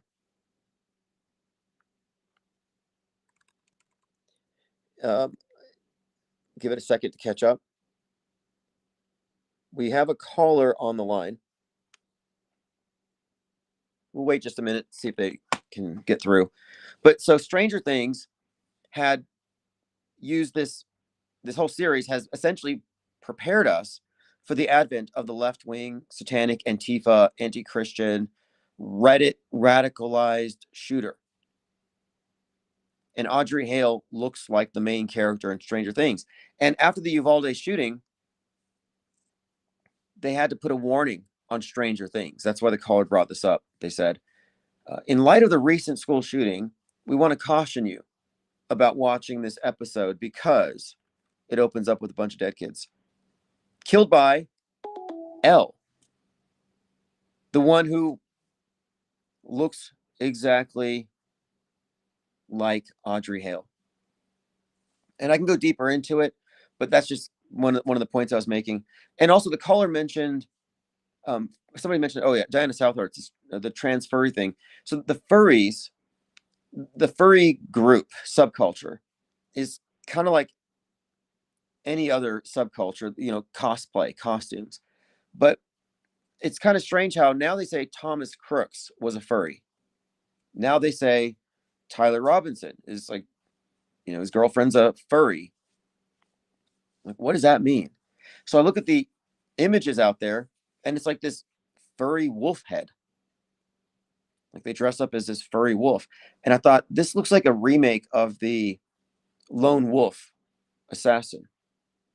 Like lone furry assassins are the new Lone Wolf Assassin. Same symbol, wolf head. Probably not a coincidence. All right, phones are open if you want to try calling in again. Jermaine May says, what are your thoughts on the... I don't know if that is an epidemic. I'm not a sociologist, but the media can make anything look like an epidemic by focusing on it.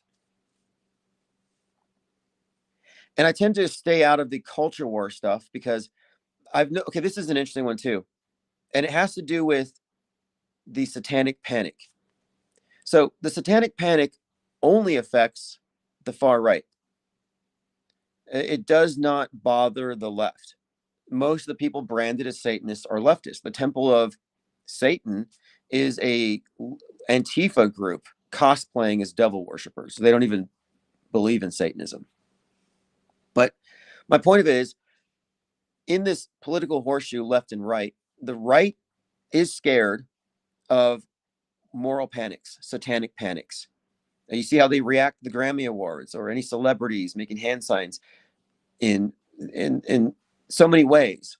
They exhibit this fear of the devil. Tucker Carlson, there's demons. Candace Owens, there's demons. AI is a demon. Aliens are demons. That's a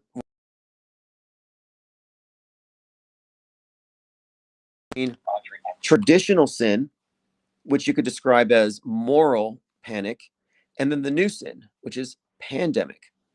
The new media, the media is the new church, and they've reintroduced or they've introduced old concepts with new iterations. The progressive version of sin versus the traditional. But the moral panic, satanic panic thing is a huge element here. Hey, what's up, caller? Hey, thanks for taking my call, IPS. I had to call you on an actual phone line because the app that I was using just doesn't work very good. But I wanted to make a quick little comment about what Kevin Moore was talking about.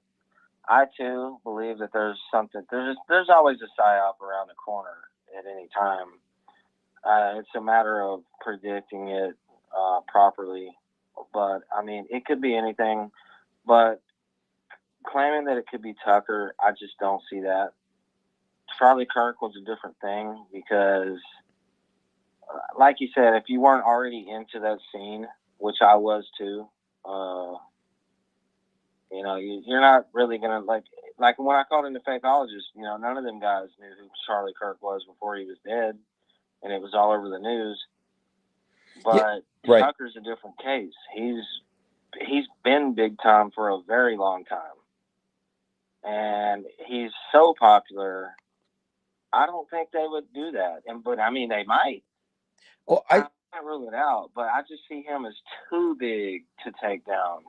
Well, one thing you can say about media and the psychological warfare operations is that they're Machiavellian, and they seem to, one of their playbooks seems to be Sun Tzu's Art of War.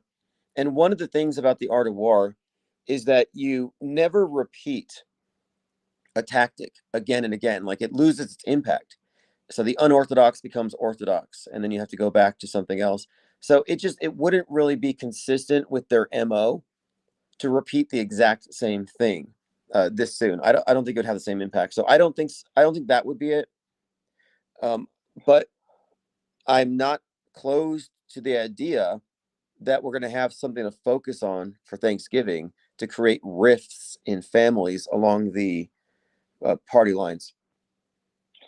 Let's look at what you just said. I mean, speaking of Tucker and the scratch marks on his back, we could have a correlation between the Atlas 3I and the demons and the aliens and all that shit. And there could be, they could claim any type of story to generate a rift between these two sides of the horseshoe.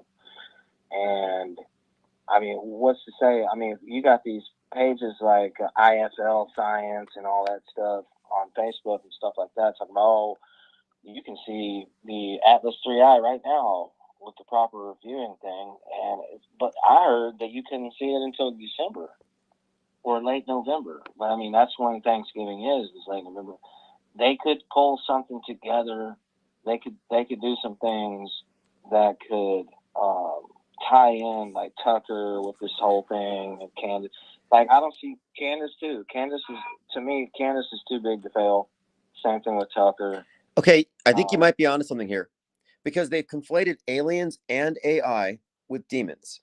And I've been saying that they might have been using the alien invasion scenarios to condition us for a higher intelligence that emerges, that we give power to, and that would be AI. But if you look at the party line thing, the left wing, the progressives, will go with that, and the people on the fringe right will say, no, we can't go with the aliens, we can't go with the AI, because they're already poised to reject the alien invasion scenario. So there's already a split there. But they could make some connection here between aliens and AI. I think there's something to it. You never really know what they're going to do. But they generally pull from a script that it's easy to create from. They're not going to do something that's just completely bizarro land. Like, they've already got us in the habit of thinking that everyone's an enemy and that your neighbor could be out to get you and everybody's a predator and stuff like that, you know, what's it going to take to say, oh, all of a sudden these aliens have landed and they could be demons, they might be nice, oh, and then a city gets attacked, or I mean, they could do anything. I mean, I know you don't like to speculate, but I mean, they really could do anything. Well, here's what I don't have a problem with speculating. What I try to do though is I look at what is being projected into the most number of NPC program people. Like, what are the masses being flooded with? What is being inserted into their frame of reference? And that's usually an indicator as to what's to come. And so this Atlas thing is on everybody's mind. And one way I know something's a psyop is if everybody I know is talking about it. 100%. That's the way it always starts. They get people talking about it. Like, what did we see before the sea? We saw videos coming out of China, people just falling over, and then you had AM talk radio stations talking about it, and oh, it's coming soon. And this was like November, October of 2019 and stuff, long before it was declared what it was. And then, you know, then they actually declared the thing, and everybody was just, that's what it is now. We're in this state. And, you know, they've been ramping up this Atlas 3i thing for months on social media. I don't watch TV much, so I don't really know if they're talking about it on the actual mainstream, but I know for a fact that AM Fringe is talking about it and stuff like that. But I mean, they're going to use whatever's popular, and don't get me wrong, AM, a lot of people think, oh, hey, nobody listens to AM. People still do.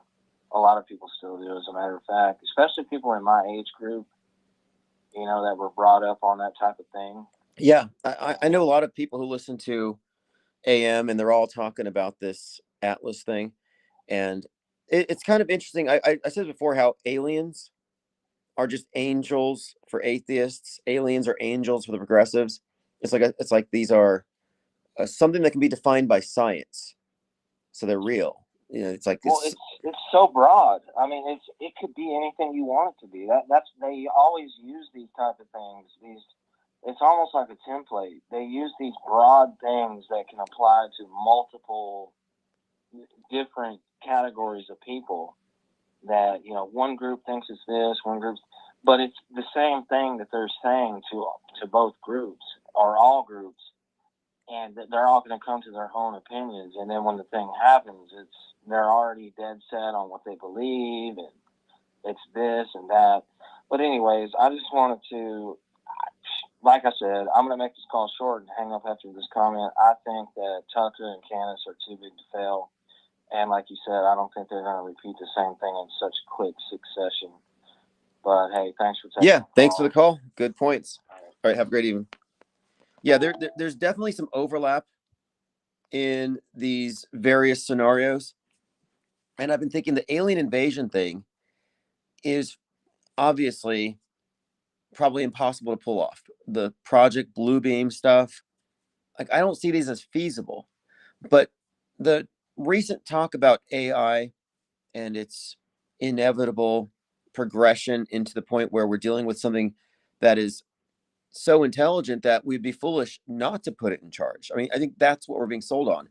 But the idea of a higher intelligence taking over the earth and uniting everybody, getting rid of politics with its corruption and greed and grift, and I think that they could effectively do what the alien invasion scenario was going to do, because aliens are smarter than us, but with AI. And it's notable here that the same side of the political horseshoe that thinks aliens are demons now says AI is a demon.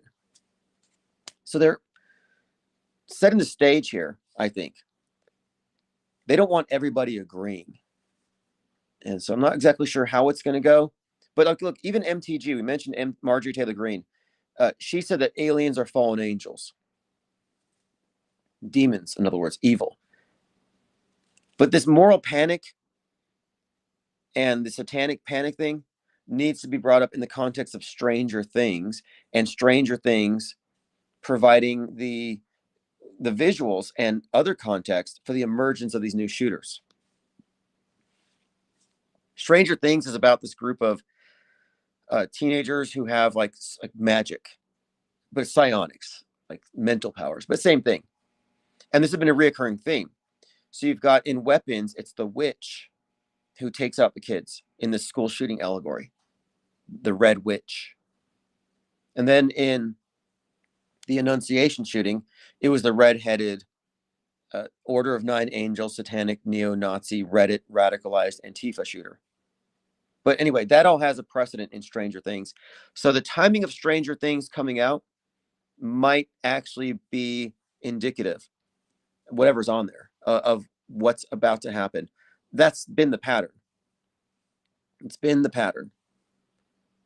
So much so that they put a warning label on season 4's premiere. If you didn't watch it, there's quite a lot there that we could get into. I have a lot of articles on it. I think Matthew Modine has an interesting role in this, and he's the guy who plays Joker in Full Metal Jacket. And he gets JFK'd at the end of season 4. There's some fascinating subtext, but again, Stranger Things connecting with Audrey Hale and other shooters, and the parallel elements of satanic panic and targeting the right. Because again, the satanic panic only scares the right. All right, let's see here. Going through your comments, someone had said, I'd marked this comment, Nicholas Pitts, the new aliens are crypto-terrestrials from under the ocean. Wasn't that James Cameron's thing with the Abyss? Story is it's not living, but can generate organic beings and ships designed for specific purposes and missions. Oh, we also got Fire and Ash coming. Fire and Ash, another James Cameron Avatar. And so Avatar 2 had direct correlations with the WEF, the UN, all their talks of the floods, but also with the Cop City riots. So if you're not familiar with the Cop City riots, Atlanta correlates with the Na'vi in the way of water, these Atlantean-like creatures. And what you had was the Marines from Earth are going to the jungle moon to take it over, knock down the trees, and just expand their empire. Meanwhile, down on Earth in Atlanta, the police want to take down 80 acres of this forest and convert it into a training facility for police. Well, the environmentalists who are living in the trees fought the cops by throwing rocks and stones. Well, what do you think happens in Avatar when the humans show up with their the Marines show up with their guns and modern weapons to conquer the indigenous people of the jungle moon? They throw spears and rocks. But anyway, there's a number of fascinating overlaps between the Cop City riots in Atlanta and the story of Avatar 2. And this is actually consistent if you look at James Cameron's interesting relationship to the LA riots, namely his movie Terminator 2 about a villainous cop. So the cop is the bad guy. And his movie was in production, and a guy named George Holliday was filming the action from the sidelines with a handycam. And he's walking home and he sees evil cops beating Rodney King. And it's his video that triggered the LA riots. And James Cameron mentioned the irony of it. And that's always kind of a hint. These meta scripters love to throw out these ironic little statements like, yeah, my Terminator 2 movie is the film that contained Terminator 2 from the sidelines, kicked off the riots, and the evil cop thing is kind of consistent.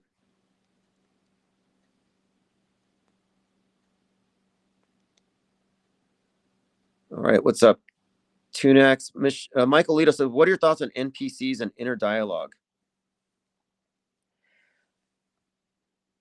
I don't know if I have an inner dialogue. Like, am I an NPC?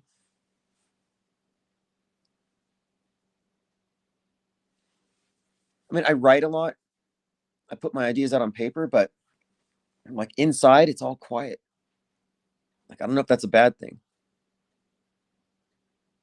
In fact, the only time it's ever I have an inner monologue that's really like overwhelming, where I can't ignore it. I can remember a few times, but never when I'm alone.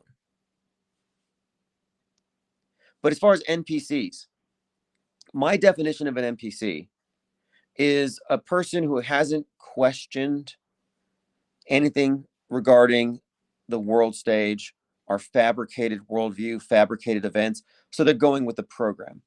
And that's just the default. We're all NPCs by default. What is an NPC? An NPC is a background character in a video game. And to the extent that you're going with the program, you are a background character, an extra in the theater of Psywar.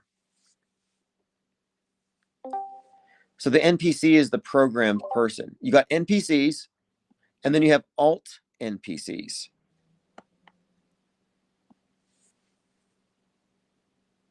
Jamarin says, Tim, you're the Paul Harvey of the conspiracy world, and that's the rest of the story. Yeah, I think it might be true in a way, although what we're kind of doing here is unique in that we recognize that there are these conspiracy theories that are kind of just built into alt media, and they're all essentially serving the role of controlled opposition. So we do as much like debunking as anything else when it comes to we have debunked many popular conspiracy theories, and this really gets under the skin of the believers. The chemtrail people will never forgive me. The Mandela people will never forgive me. The false flaggers are mad because we're not agitating for war. The red pill propaganda mules are not impressed by what we're doing. Like, why are you looking so closely into the movies? Aren't you worried about the technocracy coming with the evil AI to take over our minds? I'm like, no. I don't believe in any of these doomsday scenarios. They're all fake. And if you're worried about it, then they won. Because the purpose of the psychological warfare zone here is to keep you in a state of insecurity and fear. Like, imagine being afraid of Skynet or Hell 9000. There's so many scenarios they've given us.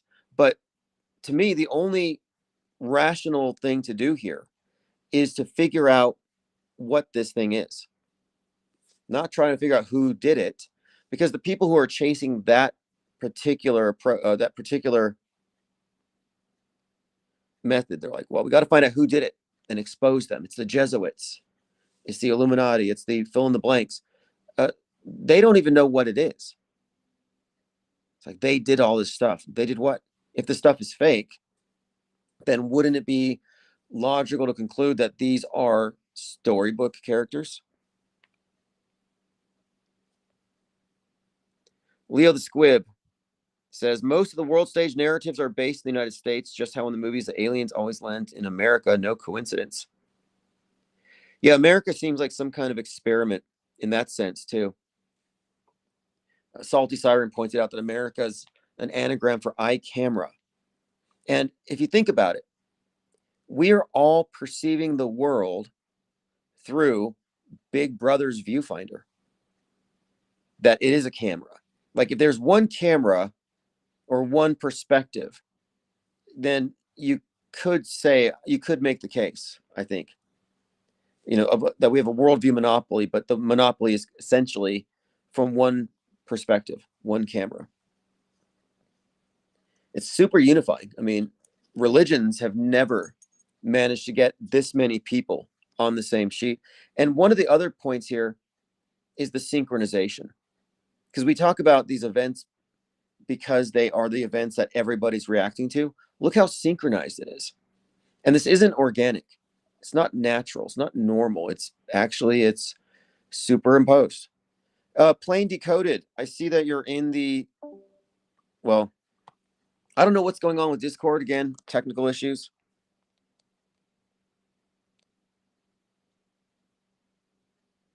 Leo the Squib says, sometimes the psyops happen elsewhere, but they're Bollywood quality, dancers and all. Yeah, the dancing nurses of 2020. It was one of the most bizarre spectacles that they have shown us in the entire circus. And I love how the people who are in the box reflexively defend the dumbest stuff. So they're like, we're like, hey guys, look, the hospitals are empty. The news says they're full. And the only footage we have are of these nurses line dancing and twerking and goofing around. Like they have access to the pharmacy and they're not being supervised. But what's with all the dancing nurses they were doing pole dancing, like stripper pole dancing on IV poles.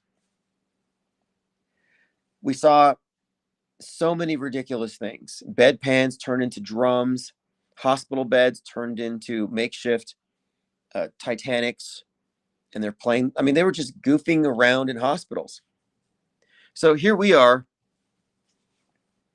noting, hey, look, we got all these twerking nurses around the world in the hospitals, and they're wasting PPE, they're joking around. So we were just trying to show people how it looks like there's not a lot going on. But the people who are in the program, their response was, it's because they're so stressed out, because they're seeing so many people dying, and the stress of the job requires they got to blow off some steam, and that's why they're doing these choreographed dances. Like people would make that argument. And I'm like, I've been in very stressful positions, boiler room, telemarketing, customer retention for direct TV, the army. And at no point do I recall ever saying, hey guys, you know, these leads we're getting are kind of weak. We're not making sales. We're all stressed out. Do you guys want to go out to the back parking lot and dance it out? Let's dance out our stress.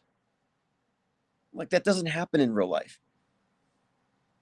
So I'm not sure if we're even seeing nurses or if these weren't a bunch of actresses recruited for the job. I don't know. If you don't know about the dancing nurses of 2020, you weren't paying attention. We got a crisis dancer PSYOP trading card and sticker, by the way.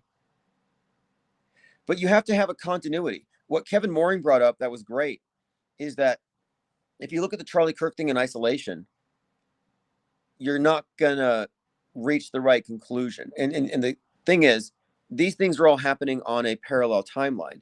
And the fact that people are saying that Charlie Kirk's neck couldn't have stopped the bullet, this is a big deal, but they're not saying the same thing about Trump's ear. That's a major glaring inconsistency. Leo the Squib says, well, you were in the wrong army. Ukrainian soldierettes were dancing all the time. Yeah, we saw a bunch of dancing soldiers in Ukraine. Yeah, Jamarin May, not to mention the dancing violated hospital policy, protocols, and procedures. Yeah, if we could get all these videos together, it would be a remarkable documentary. Like there was one video I saw where they were clowning around in one of those MRI devices. I mean, monkeying around in hospitals. Now, mind you, this is during the pandemic, where if you touch the rail, you die, where everything is contagious. And it was like max paranoia at that point. And then they were saying, our doctors and nurses don't have enough PPE.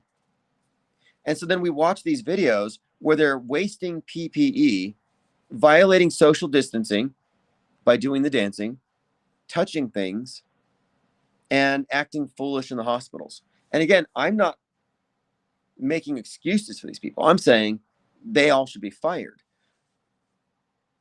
But Normieville says, oh, they're just so stressed out they had to do that.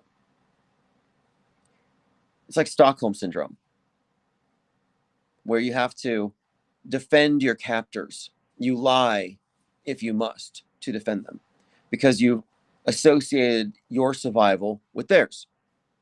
And so we attack the mainstream, and mainstreamers feel attacked. So when mainstreamers come at us and they say, you guys say this stuff is fake, but can you please be open-minded enough to consider that maybe the media is not lying? And what they get wrong is we are open-minded because we've considered information outside of the mainstream parameters. Meanwhile, their sole frame of reference is mainstream parameters, a closed system. If you're in a closed system and that's your perspective, you can't claim to be open-minded. Others will say, well, just to be devil's advocate. Like, no, again, we're the accusers here. We're the devil's advocate.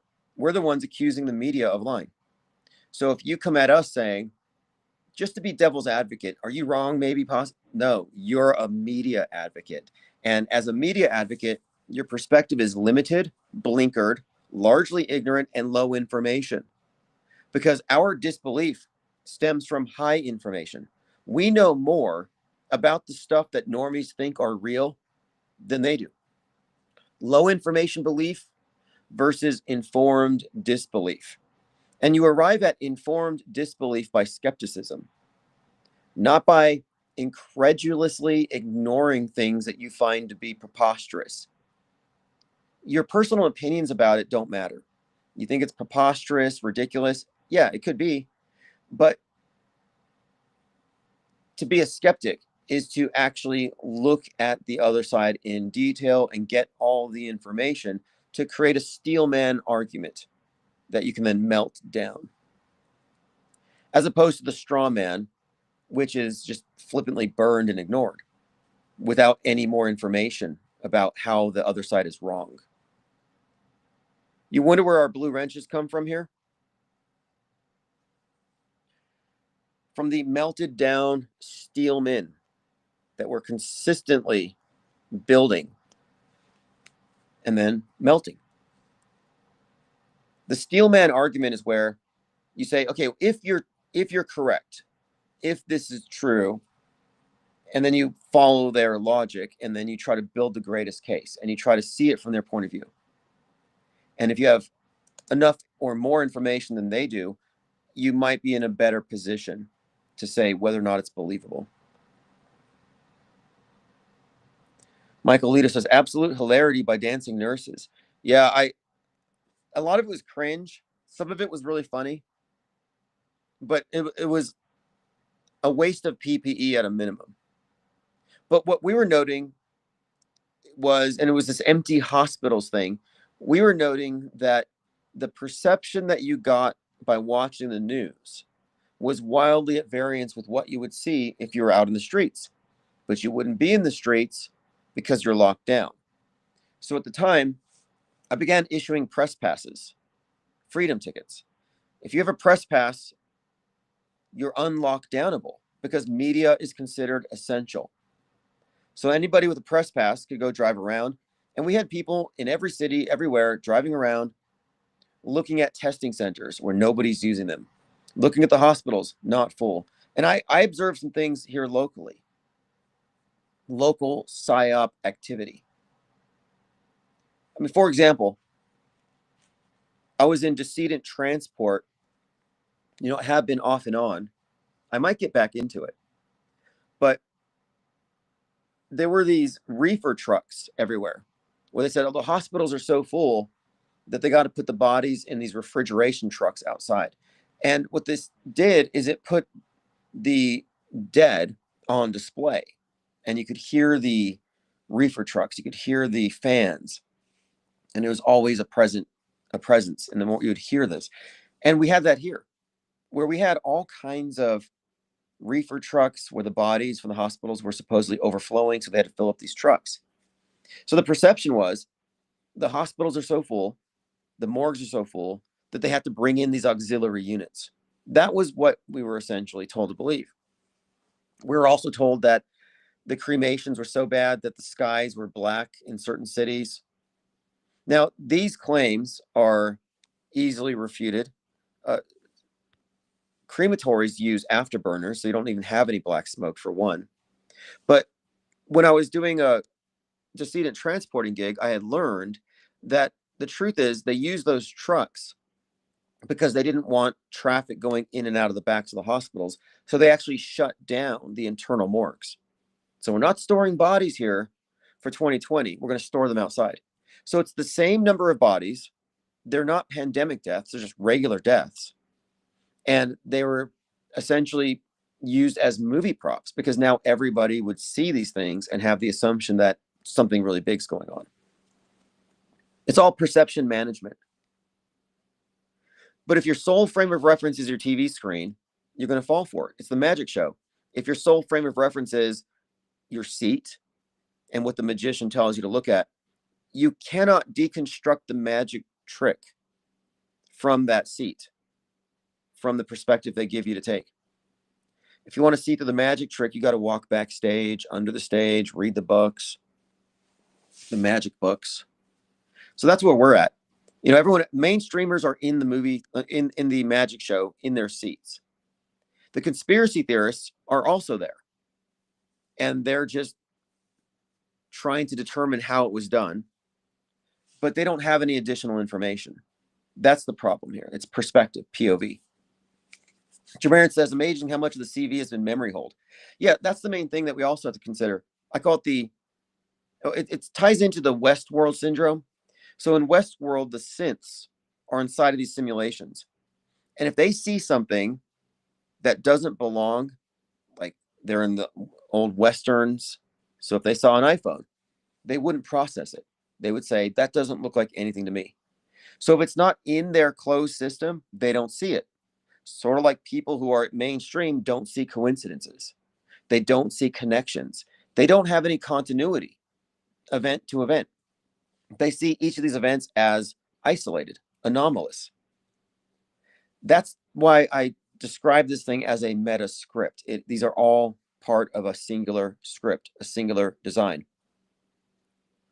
But the reason why the synths can't escape is they relive the same day every single day. They just repeat it like Groundhog Day. And the process of breaking free begins when one of them begins to notice glitches, discrepancies. Very similar to other movies like Free Guy, where this Free Guy, talking about NPCs, it's about this place called Free City with a bunch of NPCs. And one of them, played by Ryan Reynolds, acquires free will by putting on these glasses, kind of like They Live, John Carpenter's documentary. You put on the glasses and you can see the aliens that run the place.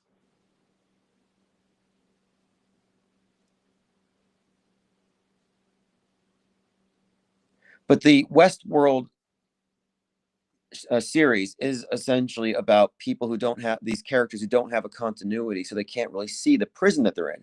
So if you don't look at psyops or psychological operations as part of a continuity, a sequence of events, then you might not have the right frame of reference to decode these things. You don't have the right frame of reference. You just simply do not.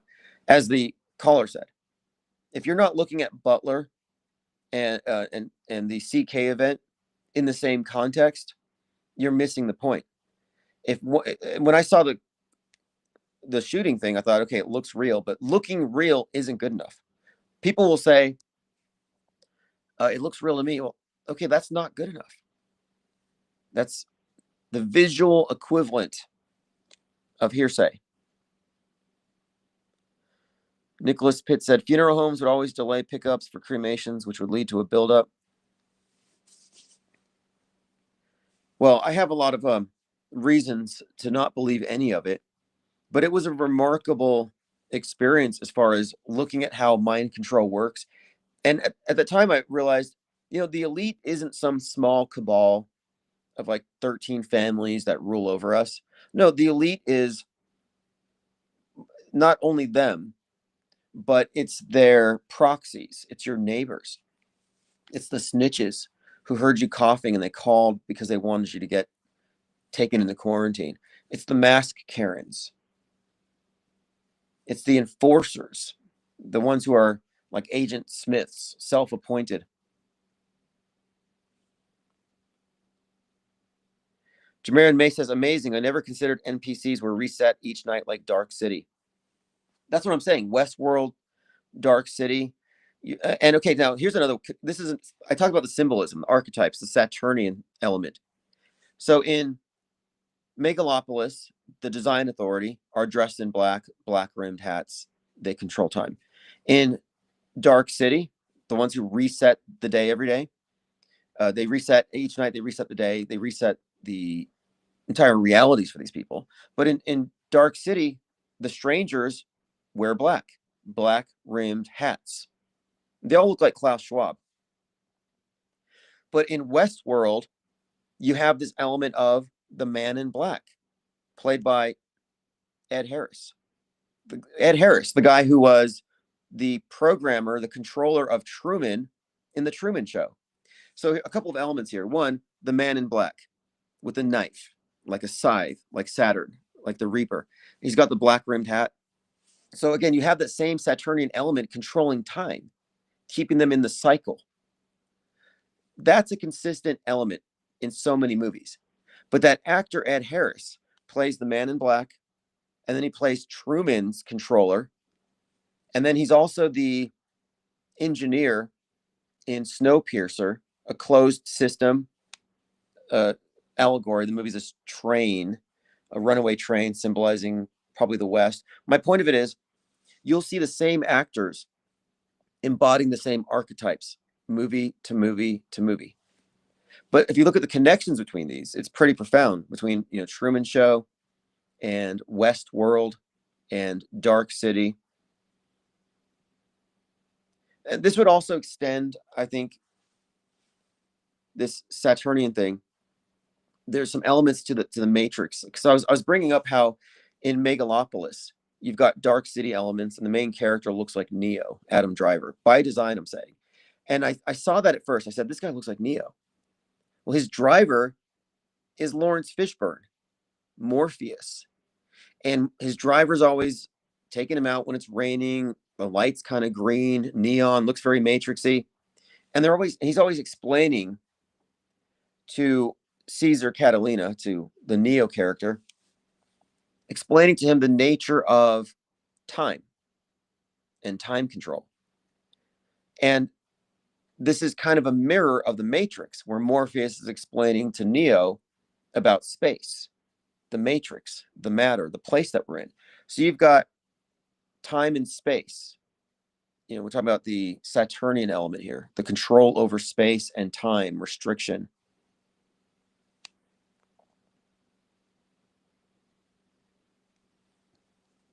If you haven't seen They Cloned Tyrone, I kind of recommend it.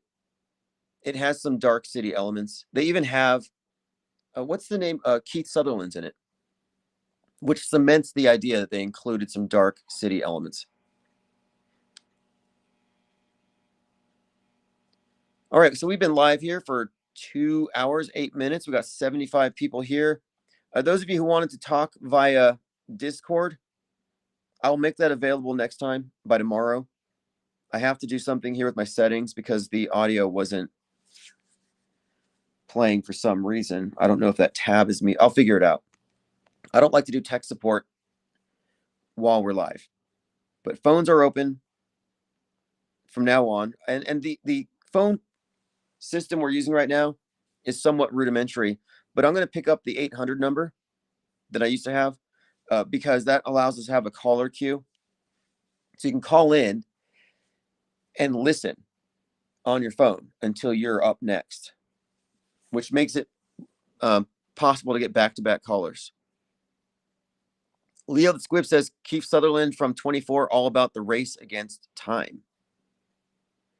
Well, in They Cloned Tyrone, it's about how this underground, like literal underground base is used to turn this like ghetto area into some mind control experiment. I mean, it's pretty much a mix between various conspiracy theory movies.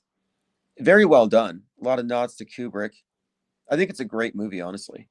But it has Dark City elements. It has elements of Josie and the Pussycats, which is about this pop band who find out that the music companies, the like essentially all of their music is just mind control, and that's what this movie is about as well. Now in Megalopolis, the design authorities show up and they freeze time, and they're doing some detonation downtown New York, and you see them freezing time, and the movie's kind of artfully done. The guy can stop time. It's kind of surreal. But what they're really saying here symbolically is that the powers that be control time. If you can plot a timeline and plan in advance 30 years prior to major historically significant events, you control time. The design authority controls time. That's what the power really is. It's like what it's Orwell, talking about who controls the future, or who controls the past controls the future. We're talking about time control. So if they're controlling history by bending the news, then he said, who controls the past controls the future, who controls the present controls the past. That's what we're living in. Jamarin says, what about the film The Adjustment Bureau? I've heard about that. I need to look. I haven't followed up on it. I'm looking at the film Adjustment Bureau, a science fiction romantic thriller produced by George Nolfi. So I want to look at the premise. What we should do, I was expecting this. I was expecting to see suits and black-rimmed hats. What we should do, because we talked about the Joker thing, the green hair, the class warfare stuff that's encoded into these events and movie characters. I think we need to do this with the Saturnian element that I'm describing. The Man in Black, the Dark City stuff, but then also reference the actors and the various roles where they're essentially portraying the same thing. Because what does Ed Harris control in the Truman Show? Time. Everything, actually. Time and space. Truman is in a one-man matrix. And the controller of this matrix is Ed Harris, who again is the Man in Black terrorizing people in Westworld. And that has a whole other element to it as well. If you go into Westworld and the character Dolores, I found some connections I think are interesting between Dolores, Dorothy, Alice from Alice in Wonderland, as all various ways of representing Persephone, with the idea of whether it's Oz or the Wonderland or Westworld, these simulations that someone is trapped and put into, like Persephone going to Hades. But it's a reoccurring theme.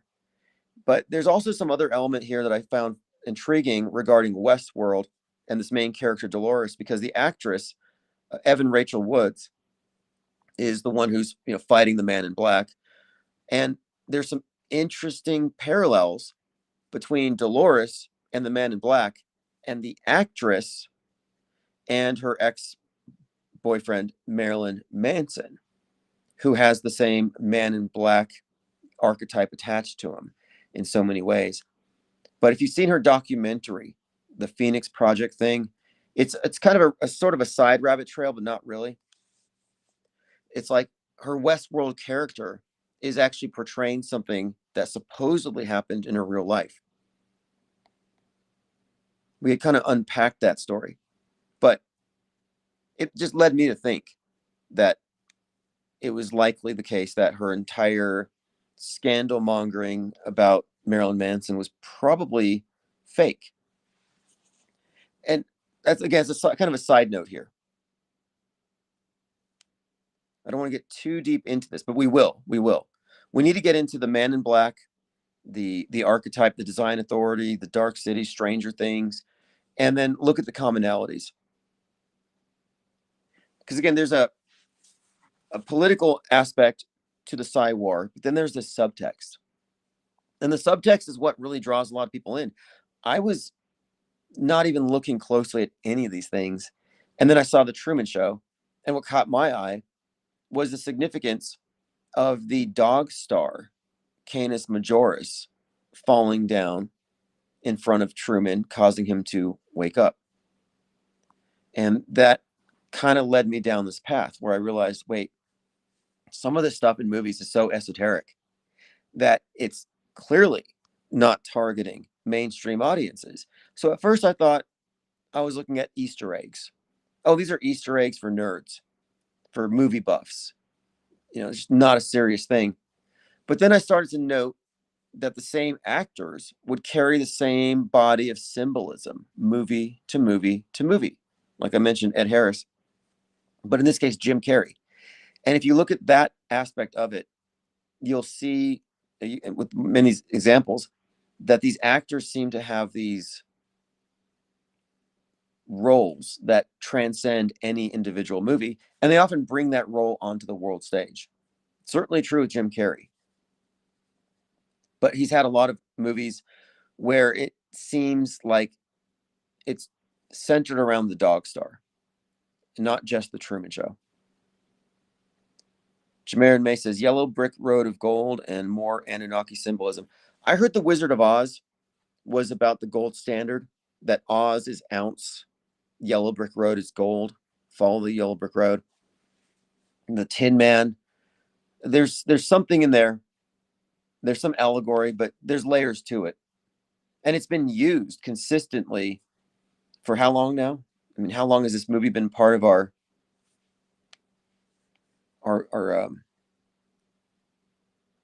body of almost like our curriculum? Like we're all programmed with the same stuff. I don't know how much stock you put in Fritz Sprickmeyer's book about how to create an Illuminati mind-controlled slave, but he talked about MK Ultra, and he suggested that Wizard of Oz and Alice in Wonderland and other stories are put out there for mind control purposes. And I think this is fascinating because I don't think he's wrong about this. The Alice in Wonderland, Dorothy in Oz, the people in Westworld, the people in the Matrix, there's a common theme here throughout. And you could look at the melding of real and fake as our matrix that we've all been pulled into. And who rules over it? Well, the design authority, the Saturnian element. And I say Saturnian because it's a body of symbols that's very consistent. And what else are you going to call it? And it's ubiquitous. A lot of people have noticed the Saturn, the cubes, the hexagrams, the various ways that these symbols work their way into movies. Not a coincidence. Leo the Squib says, Enter the Stars did an incredible deep dive on Oz this week, relates to Dr. Oz and the people falling in the Oval Office. Yeah, okay, now somebody mentioned, okay, well, first of all, Dr. Oz, yeah, Dr. Oz was there. Somebody was giving a speech about Ozempic, and somebody fell. So Dr. Oz, Ozempic, somebody fell. Trump was in the room. Then you have Dr. Oz's birth date, which might be significant, 6/11. 6/11 has a great deal of significance. If we start mapping out the numbers, it gets intriguing. 6/11 has been associated with the right wing for a long time. They all have this mantra about the spiritual wickedness in high places, snares of the devil. Again, right wing associated with satanic panic stuff. Trump was shot at 6/11. Many took this to be a sign from God, which I think is very incongruent. Like, yeah, God.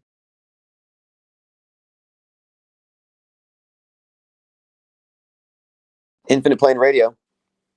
Hey, it's Lowry. Hey, how you doing? Hey, man. Never called in before here. How's my signal? You good? Yeah, loud and clear. Yeah. The symbolism thing in general is very acute and very used very carefully in the subconscious. No matter what it is, what does the shape mean to you? What does it do to your subconscious? What is it that it's meant for you to understand and to follow? And what you're talking about, like I've listened to a lot of your broadcasts in the lurking, places is that when you're not aware to the symbolic language of things, you can be manipulated very quickly, very fast. These are old systems. And, just to land the plane really quickly, not knowing the symbology, having not been trained in it, us lowlies, us, peasants out in the woods, it can swerve a subconscious to behave the way that they want you to behave. And this is an old concept, and the longer I listen to it, the longer I start to get it, because only in the last 10 years have I actually really sunk my teeth into this thing, is that there's one segment that doesn't have a soul. They don't have empathy. And the only way they get the result of what they want out of their experience, they have to swerve those of us with empathy and a soul, but don't have any experience with symbolic training to do what they want. They have to, for lack of a better term, they have to make you do it by a route of subversion, deception, to get what they want. That's all they have. And I guess that's what prompted me to call in, because I like all these topics, and I think it's worth exploring and helping to understand it. That those of us that have empathy and have souls, you need to protect your soul, because we have empathy. They go in there and they exploit it.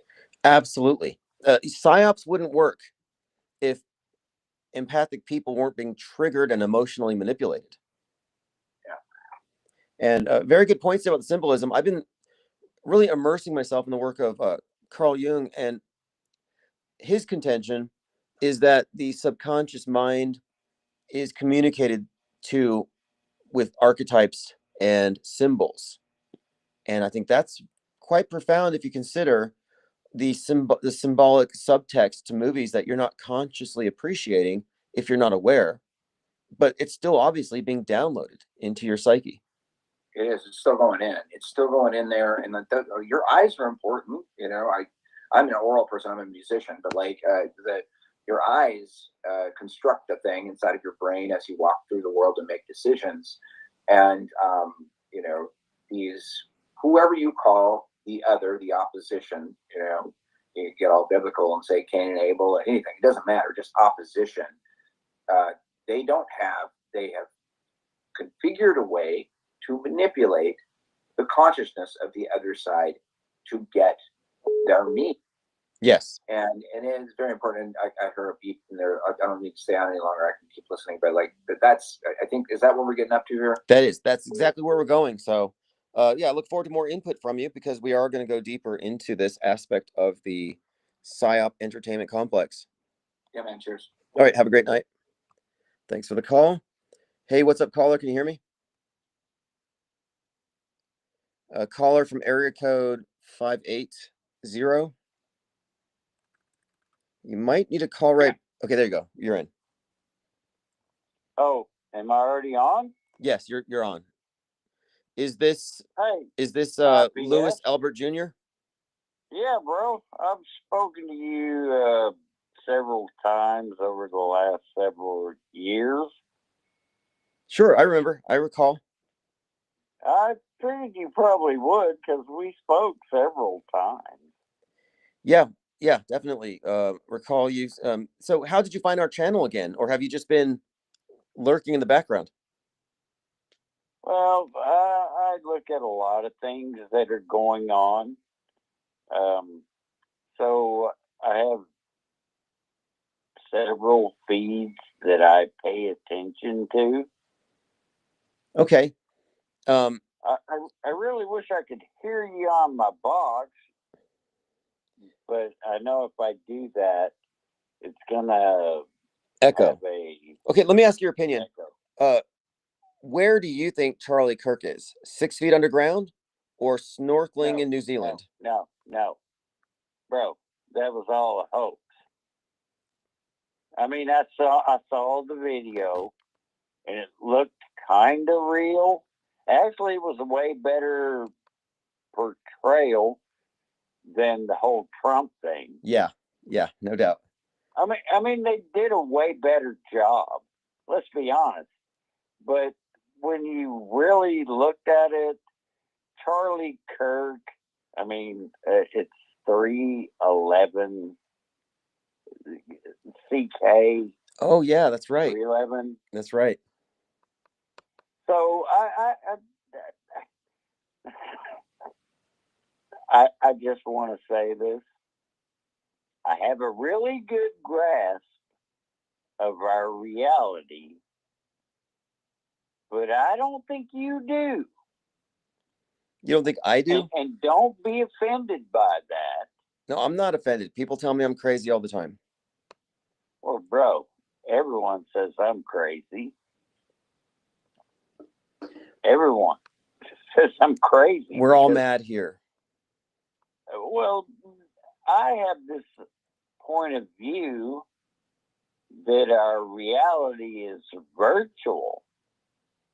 And the reason I say that, if you've ever seen any footage of the sun setting, and thanks to the P900, P1000 cameras, you can actually watch it set into the ground.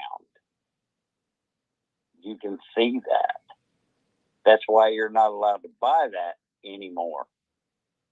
You can't buy them. I guess you can still buy them online because people are selling them.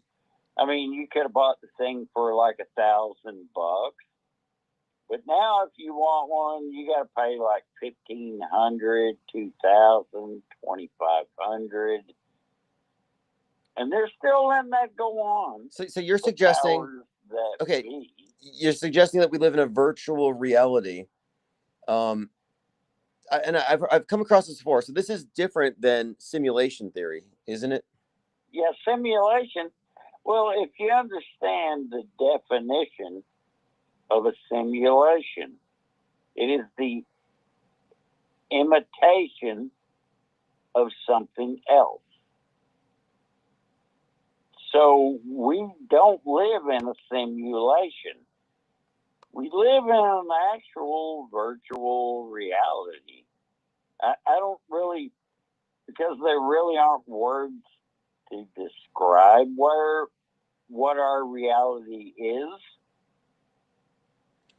That's the best definition I can come up with. Well, we might agree. It's a virtual reality. We might agree, but we have different terminology.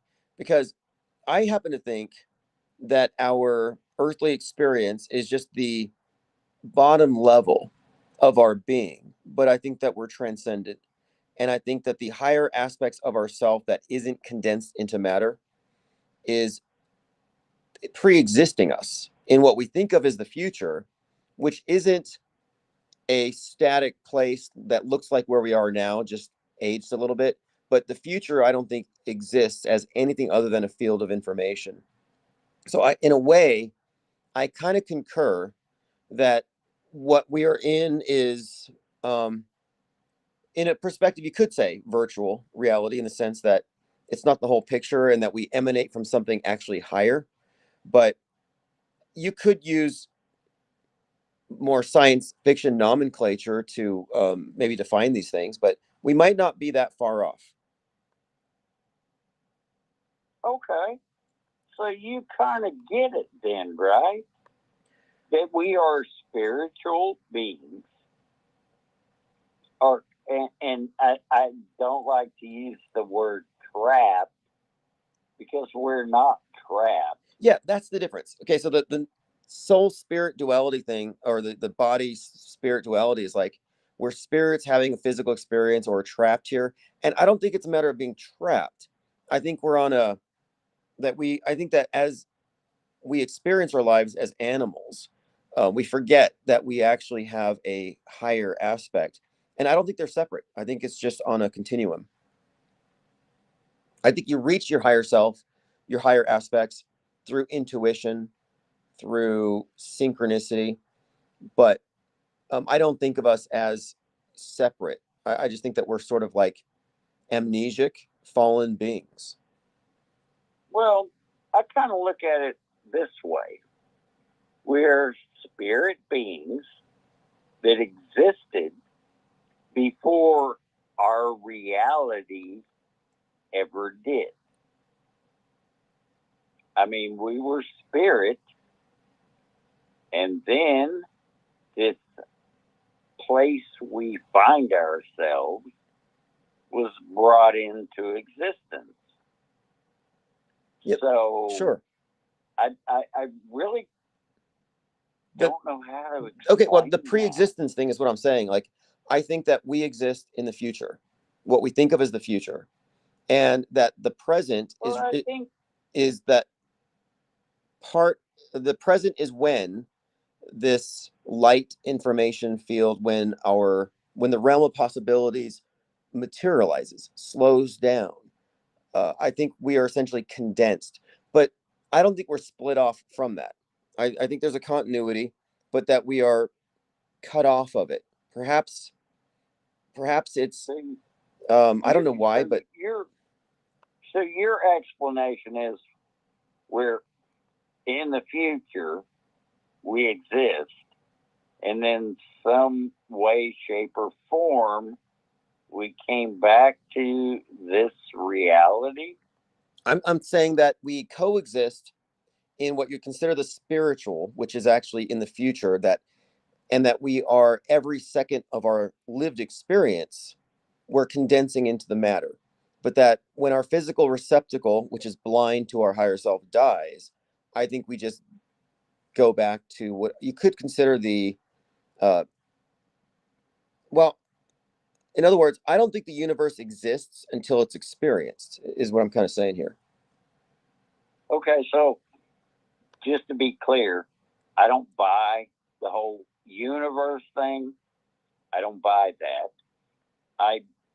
What I accept as my reality is we have a creator, and we have a Christ, and we have a spirit, and there's three separate entities, and our creator, our Father, spoke this into existence, even though our spirit existed before our so-called reality.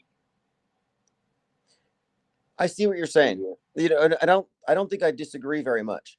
I think there is something very interesting and profound about the idea of chaos, the void, and then the word, let there be light, speaking the program into existence. I think there's something likely true about that. So when I say that the universe doesn't exist until I think creation is a constant thing. I don't think creation is static. Like I don't think the universe exists in the future as it looks right now, but I think it's always coming into being. And this is not a establishment friendly view. I don't think it's my own perspective, and I could be wrong. I I would agree. The so-called powers that be, they don't want you to quite understand that that's what's going on. No, they have a character that they worship. And that character is not our creator. It's the one who's going to pretend to be our creator. The demiurge. I think there's something to this Gnostic idea of the demiurge, but the idea that there's a that this world system is built around this design that we're living in. I'm not saying it's a trap necessarily, but I don't know. The Gnostics had this really interesting idea about this place being created not by the monad, the creator of the universe, but rather some localized entity that has been tasked with farming us. I don't know. I mean, I'd hope to think that we can get the answers at some point. Well, that kind of seems like It's well, I don't know. It seems as though that might be the mainstream narrative, that these alien beings are the reason we exist. Yeah. And I don't buy that. My perspective is we have a creator. And in the scriptures, it used to say he was YHWH, because apparently people don't like to say his name. Yeah, I've seen that. Okay, now I think that we are certainly given a worldview that we're all expected to share, but I think they also have given us a creation story that puts us in a mold that perfectly aligns with the false worldview. So it's like we're supposed to believe that we're just, apes with big egos, and that we don't have a higher spiritual aspect, because our consciousness is just a center of awareness, a byproduct of the brain and the information it gets in the physical senses. So they've really reduced us, I think, to comport us to a false model. And so I think the model they've given us is the universe is this static creation that's grinding to a halt and it's going to die and fold on itself. And that we're just a blip on the radar, late comers, just an accident of evolution. And my view, and I agree with you, I don't believe in the universe, because I think this place is human centric. It's that we are the center of it. And that's why I kind of disagree with the idea of aliens. I will agree. I will agree with you on that point, because the scripture says this, that our creator says this: I created this for each and every one of my children, which means he is our creator. And then, because things got kind of messed up, not to say he didn't know that that was going to happen, but some beings that weren't supposed to be here kind of got involved and did some things that he said, hey, wait, stop. I gotta correct this problem. And that isn't to say that all knowing creator didn't know that that was going to happen. I'm pretty sure he did know. So, I mean, it's so deep. The whole conception of our reality is so deep. To be honest, I just barely scratched the surface of what my understanding is of our reality. But I do understand this much, that we have a creator, and he sent his Christ for our redemption, because the way it played out, that Okay, let me bring this up to you then, because we have the idea of God speaking, let there be light. And so, in other words, the words precede the creation itself. And the creation is objectively real as we look at it. So it's like we're looking at the program by the creator. And then we have the worldview by the ruling elite, which is built on lies. And it creates a false construct. And then you look at the idea of God, and then you have versus the father of lies. And so I've been thinking a lot about lies and how our worldview is built on lies. So we do live in this dual realm where we have the real world and then the BS they pile on top of it, the simulation, which is built by lies. So it's like a mockery of God. Whereas, God speaks things into creation, and then man lies an alternate construct into existence. So I think lies are very intriguing to think about, just how we construct an internal world, and how it can be manipulated, how vulnerable we are to having our entire sense of reality distorted. Well, okay, bro. I don't know what your name actually is. I know you go by IPS, Inner or In- Infinite Plane Society, Yes. and then you have another one that's IPS is fine. Infinite Plane Society is the original channel name. And right. we went with IPS for a lot of reasons, mainly because our perspective is we have to assume we're in an open system until it's proven closed. And the globe is a closed system, the flat earth is a closed system. And I said, neither of these are open to additional information that might invalidate the Okay. models. And so that was our starting point. I just want to interject right here and tell you that yes, the whole pizza dome thing, that's not right. That's not what our reality is.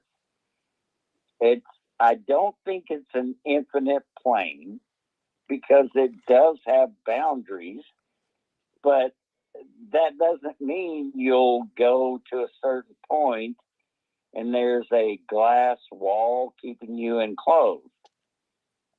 Why do you think that even in our reality, we have this thing called the international dateline?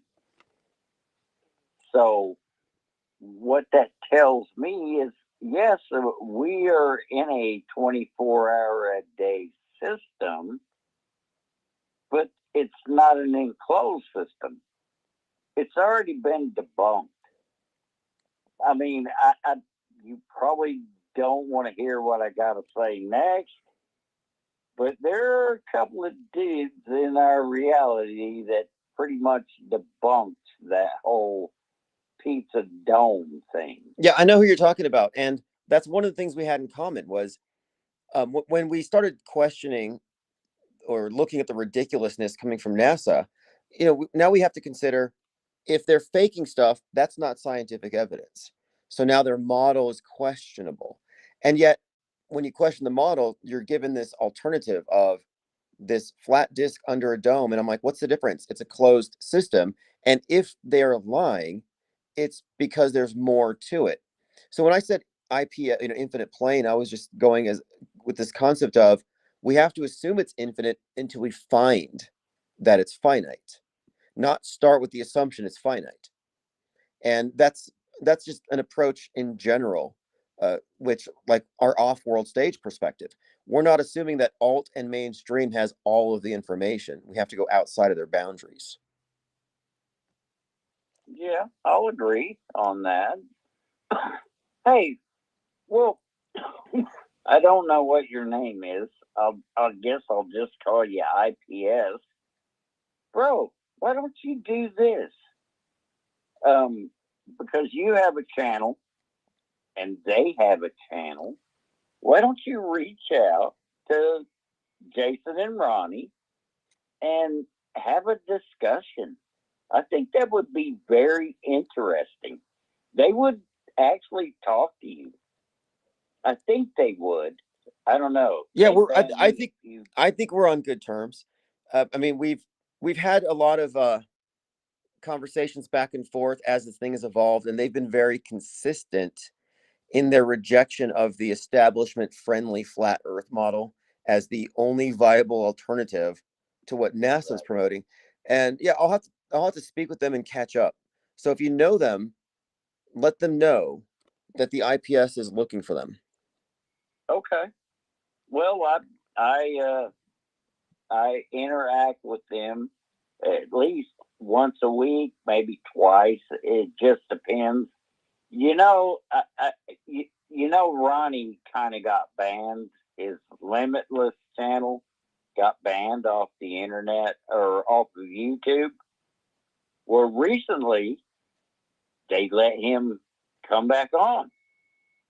They gave him his channel back. They didn't give him all of his videos and all that, but they might have got the idea from me. Allowed him. They might have got the idea from me because one night, for no reason, and this happens to me sometimes for no reason. In the middle of the night, I woke up and I decided I'm going to email YouTube's customer support and ask them to please give me back all of my banned channels just to see if they would do it. And strangely enough, I got my original IPS channel back from 2018 and all my other channels. And it was from sending them a letter. And I'm not sure if they got the idea from me, but apparently, if you hit up YouTube's legal department with the Chat GPT written letter, they will give it back pretty much no question. It's kind of nice. I was not expecting it. I can tell you how Ronnie got his back. He used Chat GPT and spoke with this thing, and the Chat GPT told Ronnie how to file his grievance with YouTube, and then all of a sudden he got his channel back. Now he doesn't get any views whatsoever. I mean, he goes live and he might get 10, 12 at best. He gets like 12 people that tune in.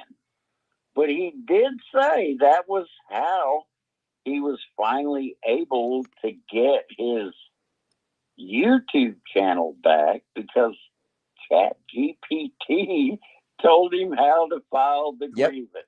A smart move. And it'll give you legalese. It will cite case law. It will have gravitas that you won't have if you're just typing in all caps angry letter, which was my usual approach before Chat GPT. Well, hey, this has been a great conversation. Lewis Albert Jr. or Albert Lewis Jr. I saw you in chat. I'm going to make sure I give you a wrench. Jerry Lewis Albert Jr. Okay. I will hand you a wrench. I have a few different YouTube feeds that I use because I tend to get banned when I go on like McToon, or I try to get involved with a lot of YouTube channels. And you really ought to look at some of McToon's videos, because he really made me look like an idiot. But I'll give it to Jason.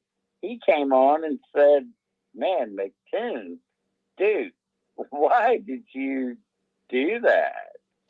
So McToon is not to be taken seriously. That our reality now is this is how we communicate with YouTube channels, Twitter, whatever they call it now. That's our reality now, that we communicate through social media. So I just try to get involved anytime I can. I happened to click on your video and I saw that I could call, and I was really surprised I was even able to speak with you. Well, I'm glad you got through. Cool. I'm glad you got through, and definitely come back, read the comments. I'm sure people will be commenting on the callers, and I'll reach out to Ronnie and Johnny. I think I have them on Zoom or something. I'll see if I can get a conversation going. Maybe we have some points of agreement, and I'd like to hear their thoughts on the latest spate of fake events and psyops. Oh yeah, the whole Charlie Kirk thing, man. I'm glad you're on the right side on that one. They did do a better job with Charlie than they did with Trump. Oh yeah. I mean, the whole Trump thing, come on. It was very obvious. Charlie kind of looked real. I mean, it kind of did, but the first time I actually saw it, I was like, yeah, that's fake. That's not real. Charlie's in Valhalla. Yeah, he's in Valhalla snorkeling. Yeah. All right. Well, hey, thank you for the call, and have a great evening. Appreciate it. All right, bro. Take care of yourself, man. Yeah, likewise. All right, excellent. We will definitely get in touch. So yeah, Ronnie and Johnny aren't simulation people. They are virtual reality, which is different. And I think that you can use different paradigms to explain the same thing. You can use science fiction terminology. You can use mystic terminology. There's so many different ways to approach these things. And I'm at the point where I'm a seeker. I want to know. And I'm always trying to just work with the best model to explain what we're experiencing. And I am more or less convinced that we are transcendent beings who are concurrently experiencing incarnation, but that the part of ourself that is not filtered through the body is still there. It's just out of touch, except at certain times, certain moments where you have flashes of insight, intuition, precognition, because that would be the part of one that is not constrained by time space and would have a knowledge base consisting of much more than what your senses can bring to you. And I say this just based on my own experiences with precognition and where I couldn't possibly have known this stuff. So how did I know it? Well, because when you say I, you kind of have to expand what I is. You know, is I the byproduct of your physical body, your brain, and your lived experiences and your instincts? Or is there a greater field of awareness that we experience from a very limited perspective? Jamarin says, I was intrigued by the Oz discussion earlier. Yeah, someone said that Dr. Oz's daughter collapsed as well. What's going on with that? And I think it's very significant that Wizard of Oz or Wicked ends with an EMP. I'm going to watch part 2. I'm trying to justify it. Do I want to go watch Wicked Part 2 in a theater?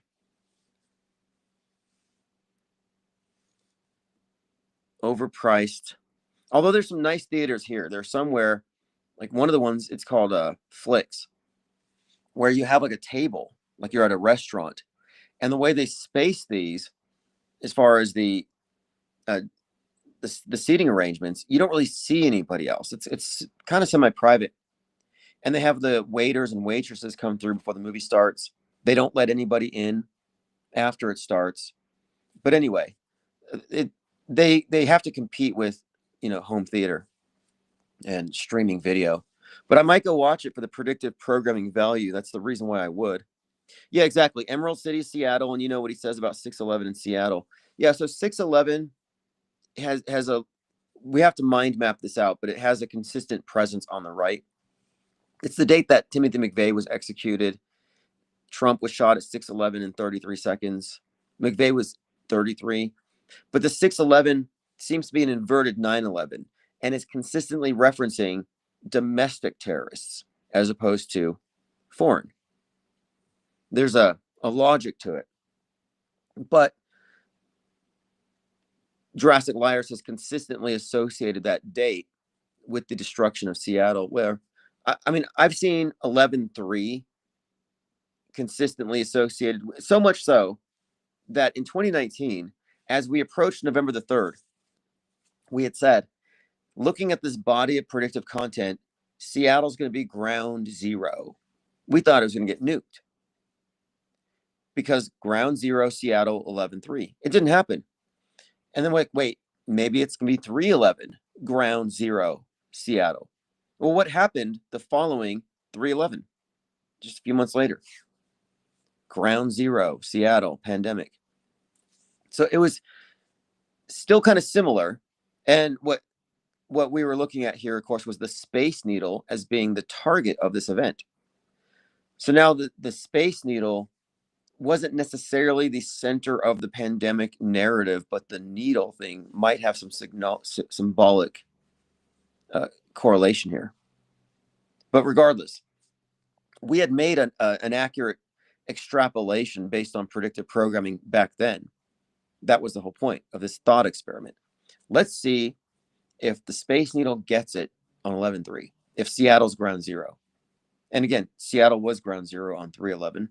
Weirdly enough, there were 3,000 of us on the live stream watching CCTV of the Space Needle in Seattle.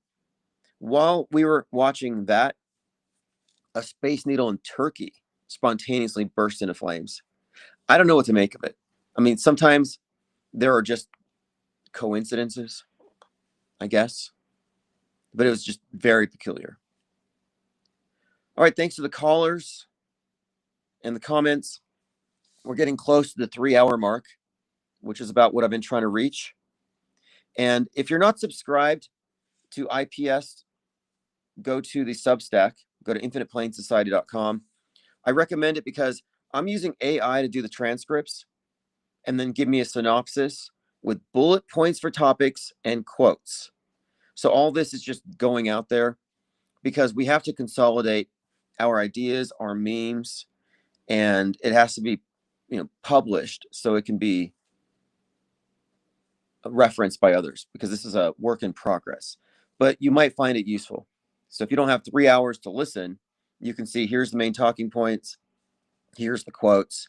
And then I'm also asking it specifically, I'm using Notebook LM, name the callers and give me quotes from the callers. So if you call in, you'll likely show up in the transcripts as well. So again, it's video and transcript analysis. If you go to infiniteplainsociety.com, and we're working on the 24/7 stream. I've got more than 30 hours of content. I just need a more stable situation, but I'm making it happen as I can. And it's working. We are getting a lot of Discord members jumping in. So the backup channel, Infinite Plane Radio, is generally going to be hosting a 24/7 replay and chat stream. And I'm going to probably turn that back on this evening. And we'll go from there. But we find it's very productive to have a 24-hour stream and a live chat interacting with Discord. All right, so we will see you in Discord. And if you want access to it, just make sure you subscribe to the newsletter. I put links also on the post section of YouTube. I'll also post links there. There's quite a lot to do here. We have plans. The great deconstruction has begun. That's the present objective here. And right now we're working on the series called History Benders, where we are reverse engineering psyops, the buildup to them in media, the purpose of them, the directors involved, the entities involved, the drills involved. We're creating a parallel record of major events. And it's going to be broken down. This is the mainstream version. This is the alt media version. And this is the version that you have if you go outside the box and add this additional content, additional facts. Because you'll notice mainstream, Kirk was killed by Tyler. Alternative, Kirk was killed by Israel. But then what about those of us who say he wasn't killed? Where does that go? This is why we need to have a parallel history. I say parallel media because we're not anti-media. That's the alt media. We are parallel. And this is an ongoing process, but I'm getting it started. And once this starts, it's not really going to stop. And there are a lot of people who absolutely get it. Those who don't get it, they're laggards. But the early adopters have already figured this out. So I look forward to consolidating the early adopters and getting us focused on the fleshing out of this emerging third branch of media. And it's not grandiose. It's 100% achievable.